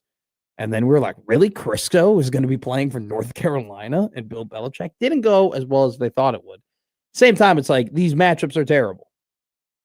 San Jose State, USC, no thank you. Jacksonville State, North Dakota State at the Fargo Dome, I can do without. New Mexico State versus Florida State. It'd be funny if Florida State watched that. But am I going to really watch that on the CW? That's where that game is being broadcasted. The CW. Fun. Can you imagine being Florida State? Being one of, the most well-known brands in college football history. Just having the tradition and history that they have. And you're playing your first game of the season in this era of college football on the CW. That's pretty rough. If there's ever, I feel like Clemson and Florida State every year go through the process of something happens to them, and they're like, we got to get the hell out of this conference. Yeah. Immediately. I did look through the week 1 schedule. Week 1. Week 1. I didn't go farther than week 1. Apparently, week 2 is terrible. The only games that I got to was Oklahoma, Michigan, and Tennessee plays Georgia Tech. I'll say this. I understand with the college football playoff that it's not as advantageous for you to play power non-conference games as much as you used to. This is quite a tough week 1 slate. This is a disappointing week 1 slate. Oregon, Boise State. No. Okay. Here's what I have circled. Colorado, Georgia Tech. Okay, I haven't gotten there yet. Colorado, Georgia Tech's an interesting game. I think Georgia Tech, Brent Key is 27-20 in his career as the Yellow Jackets head coach. He's done pretty well at Georgia Tech. Colorado, it's like they always play that game at the beginning of the year where you get fired up about Colorado or you're excited to see Colorado. And it seems like as the years have moved on, you get honestly, the super hype that we had about Colorado kind of died at that Nebraska game in week 2. Like they went on to win 9 games that year, and we really don't give them a ton of credit for that. We kind of just move on from that. We go, well, you had the Heisman Trophy winner and a guy who should have went higher in the NFL draft, along with Jimmy Horn, definitely a more underrated player on those Colorado football teams. What did it say? Georgia Tech, Colorado, okay. LSU, Clemson, Yeah. That's good. Yeah, that's it good. was good last year. Yeah, it was. And then we found out that both those teams were bad. Mm-hmm. Here's an interesting one. Like, I don't care about Wisconsin ND. I think Wisconsin is going to get absolutely pummeled by Notre Dame. That game will be at Lambeau Field, though, so that'll be cool for like 10 minutes. Fun. You'll get to look at the pictures online. For 10 minutes. Mhm. And then it'll be like, all right, whatever. SMU, Florida State. Norvell's on Labor Day. Mike Norvell very much still on the hot seat, by the way. Absolutely. Like, I feel like we've kind of just glossed over People that. forget. People do forget how good SMU has been the last 2 Mhm. seasons. I mean, they were a bad Wake Forest loss away from being in the college football playoff. I sound like Greg Sankey there. We almost beat these teams. Here's the one game I am very interested in. It's a super interesting matchup, in my opinion. Louisville versus Ole Miss. 6:30 ABC week 1. Definitely not popping in terms of name brands, right? Ole Miss, not one of the top brands in the SEC. Louisville, very much a basketball school. When we're talking about a Ole Miss program that I mean, is Pete Golding the beautiful, sexy SEC head coaching name? No. Pete Golding, by the way, had a great drop today. Lane Kiffin said that they would have won the national championship if he was still the head coach at Ole Miss. And Pete Golding said we still would have lost to Miami. So there you go. We got more SEC coaches taking shots at each other at these stupid meetings. Louisville, though, 28-12 over the last 3 seasons. Jeff Brom's got the Cardinals moving in the right direction. A lot returning, if I recall correctly. I believe that as well. Super talented roster from Ole Miss. I mean, they still shelled out a ton of money over in Oxford to keep this roster not only intact, but also add to it as well. We can't forget Trinidad Chambliss. As much as I bitch, moan, and complain about it, and he shouldn't be playing college football because he should not be playing college football. He is going to play college football this season for Ole Miss. I think that'll be a wildly interesting game between Louisville and the Rebels. But you get the Apple Cup Labor Day weekend as well. You get that. You get it's something. Washington State. Yeah. It'll be interesting to see how the Huskies will be. I can't wait to read about Washington and Brett Cianci's preview. Dude, Athlon, Lindy's, Phil Steele, please. Can you release the damn books already? I'm sick and tired of May. I'm done with this month. I'm officially over May. You're over May? I'm over May. Okay. I'm done. Not Drake. I like Drake. Drake May. Okay. I'm done with the month of May. May might be my least favorite month now. Whoa. What's so good about May?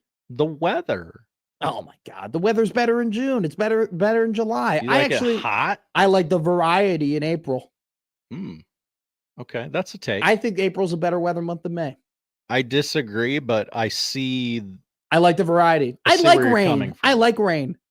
I like 72 and breezy. Nah, I don't need it. I like rain. I'm a rain guy. I'm a rain guy. I Okay. like rain. I like a little drizzle. I do F with the drizzle too in terms of like cuisine. They're like, oh, we'll give you like a black truffle drizzle. Uh-huh. Like if you're giving me just a drizzle or something, that's how you know it's the bomb. Like that's how you know it's impactful. You don't need a lot of it. Here, Like, we got you. Don't call it 6 man of the year, call it drizzle of the year. Oh. It's because it's like you're coming off the bench and you're giving Sure. you're not giving everything, but you're giving something, and it's very effective. I hate May. Can't stand May. I'm done with May. I want my college football preview magazines, please. And I want the Stanley Cup final to start ASAP. And do you know when that starts? June. By the way, big win for Carolina yesterday. Boa Constrictor against the Montreal Canadiens. Good goaltending can only take you so far, kids. It can only take you so far. You still need to play a physical brand of hockey. Carolina doing that. Hurricanes night's going to be awesome. 20 days until Phil Steele goes to press. Okay. I didn't know that this was you can look this up. He's telling everybody. Is he? By the way, Sankey had another quote just a couple of seconds ago. He called the SEC a super league. So, talk about a guy who's always What? Just every day he's got to talk. I'm telling like, hey, what can I tell you today? Press core that I didn't tell you yesterday. Get the hell off my lawn. These annual meetings right now, I am so sick and tired of them. I am so over them. Paul Feinbaum is absolutely loving it. From Pete Nakos, Greg Sankey confirms Big Ten put forward a proposal this winter to move to a 16-team college football playoff for 3 seasons before transitioning to 24 teams. He did not have the appropriate information at the time to make a decision, according to Sankey. So, there you go. Who's he in that scenario? What do you mean? He didn't have enough. Sankey did not have enough info to make a decision. You would think, could he not make a call? Hey, can you elaborate on Yeah, this? can you? Hey, Tone, can you add some more context, please? Brett McMurphy, 43 minutes ago. Greg Sankey on 16-team SEC. Quote, "We are a super league." Okay. I mean, there's call it whatever the hell you want. I don't care. You're one of the two. You're one of the two conferences that matter. I know. Well, they're also making statements on now. Like, why? Do you know why I need? Can I be real with you? Do you know why I need a Please. college football playoff magazine in my life right now? I am so sick and tired of reading about media rights. I don't want to read about media rights anymore. I don't want to read about TV anymore. I don't want to read about networks anymore. I don't give a damn about Fox or ESPN or what channel you have this thing on. All right. Do you know what I care? You invest in the product. You announce the product well. You have good promos, good stuff. Like I care about you investing in the product, but I don't care what channel it's on specifically. I'm so done with multimedia right deals and pooling media rights together and who broadcasts what game. Stop it. All I care is that I know what channel it's on. You have good announcers and you got a good picture. You know what I'm saying? I need these college football preview magazines so I can stop reading about the things that I really don't give that big of a crap about, if I'm being real. If I'm being honest. These conference honks who are like, you have to wipe my butt and tell me I'm special. Like, you're the Big Ten. You're the SEC. Like, you matter significantly more than the other conferences. What more do you need? They're just a bunch of school children is all they are. It's just a little ridiculous. Your wife has a lot of comments on our last couple of segments before we hit a break here. Hi, wifey. Cucumber sandwiches, that's the appetizer you go with, Matt. You eat oysters every Friday. There are better appetizers. Did your wife just bro me? She does. She does that. Okay, first off, I'm talking about hors d'oeuvres. When I speak of hors d'oeuvres, I either think of cucumber sandwiches or the little grilled cheeses you dunk into the little tomato soup. Oh, you can have oysters as an hors d'oeuvre. The guy comes out with the plate, you take it, and you. Is it? But sometimes they're oysters Rockefeller, and I don't like cooked oysters. I like raw oysters. And then Amy goes, your wife goes, May gave us producer Josh. I like May. Thank you, wife. I guess that might be a redeeming quality. I guess it gave us Connor Happer. It would be. You know what? If you like Josh so much, you would know that his birthday is on a Friday and not a Thursday. That's right. I definitely didn't tell everybody all weekend long. Yeah, birthday's Thursday. Made me look like a fool when I said happy birthday to you, and then you go, not my birthday. I was wondering what the breakfast was for. Middays with Matt on 1620.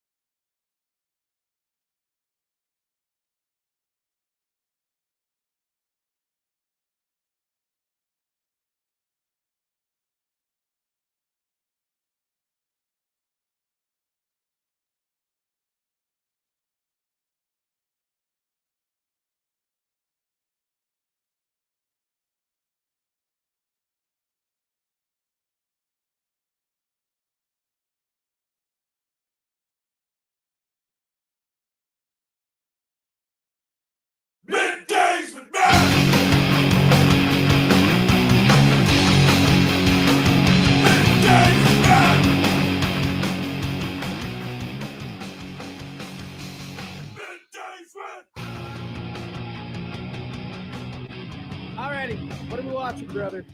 Well, basketball is back. If you can call what Shea Gilgeous-Alexander does basketball.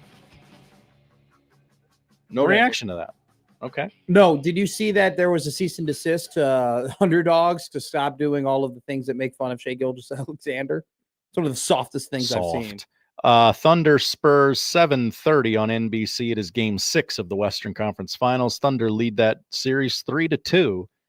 We'll see what happens tonight. Yeah. What do you think? Feels like it's going 7. I have no earthly idea. I feel like Wemby needs to man up for lack of a better term. I'll say it like this.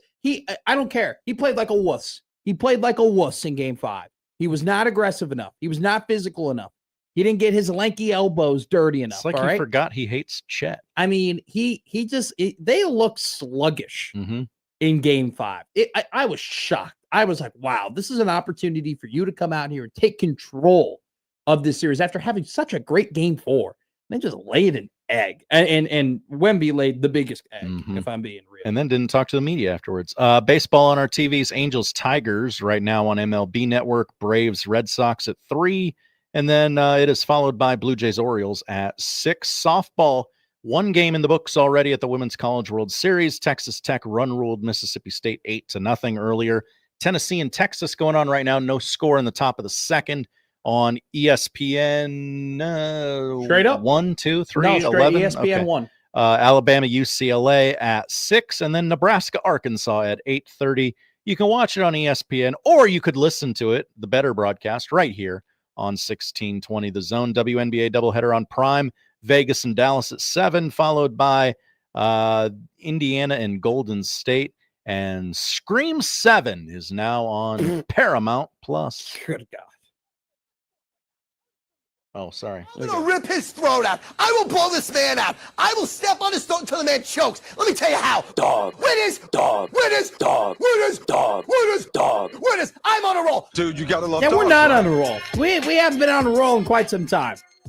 Do you know who is going to start getting on a roll? The Chicago Cubs. Plus 144 to beat the Pittsburgh Pirates today. You book it. Whoa. You are quite literally betting against Paul Skeens. The tide is turning. Wow. The winds of change, if you will. Colin Ray is going to shove tonight. You watch it. You watch it. Paul Skeens. He's overrated. He's not that good. Whoa. You know, he was just. These are takes. He's just being carried by the Pirates. You know. Yep. That traditionally strong, powerful Pirates lineup. Yeah. I mean, it's just Marcell Ozuna and. You put Paul Skeens on the Boston Red Sox. He's just another guy, you know. By the way, 1620 The Zone and Arby's are teaming up for the Summer Sizzle giveaway. Don't forget, go to 1620thezone.com and enter into the Summer Sizzle giveaway, where you can go ahead and win a combo to Arby's every week during the summer. That's 13 weeks going to enter 1620thezone.com. Fun show here today. We had an absolutely phenomenal time. Matt McMaster, as always, joined by Josh Odson here on the 1620 Zone Radio Network. USC coming up next. R.I.P. Harambe.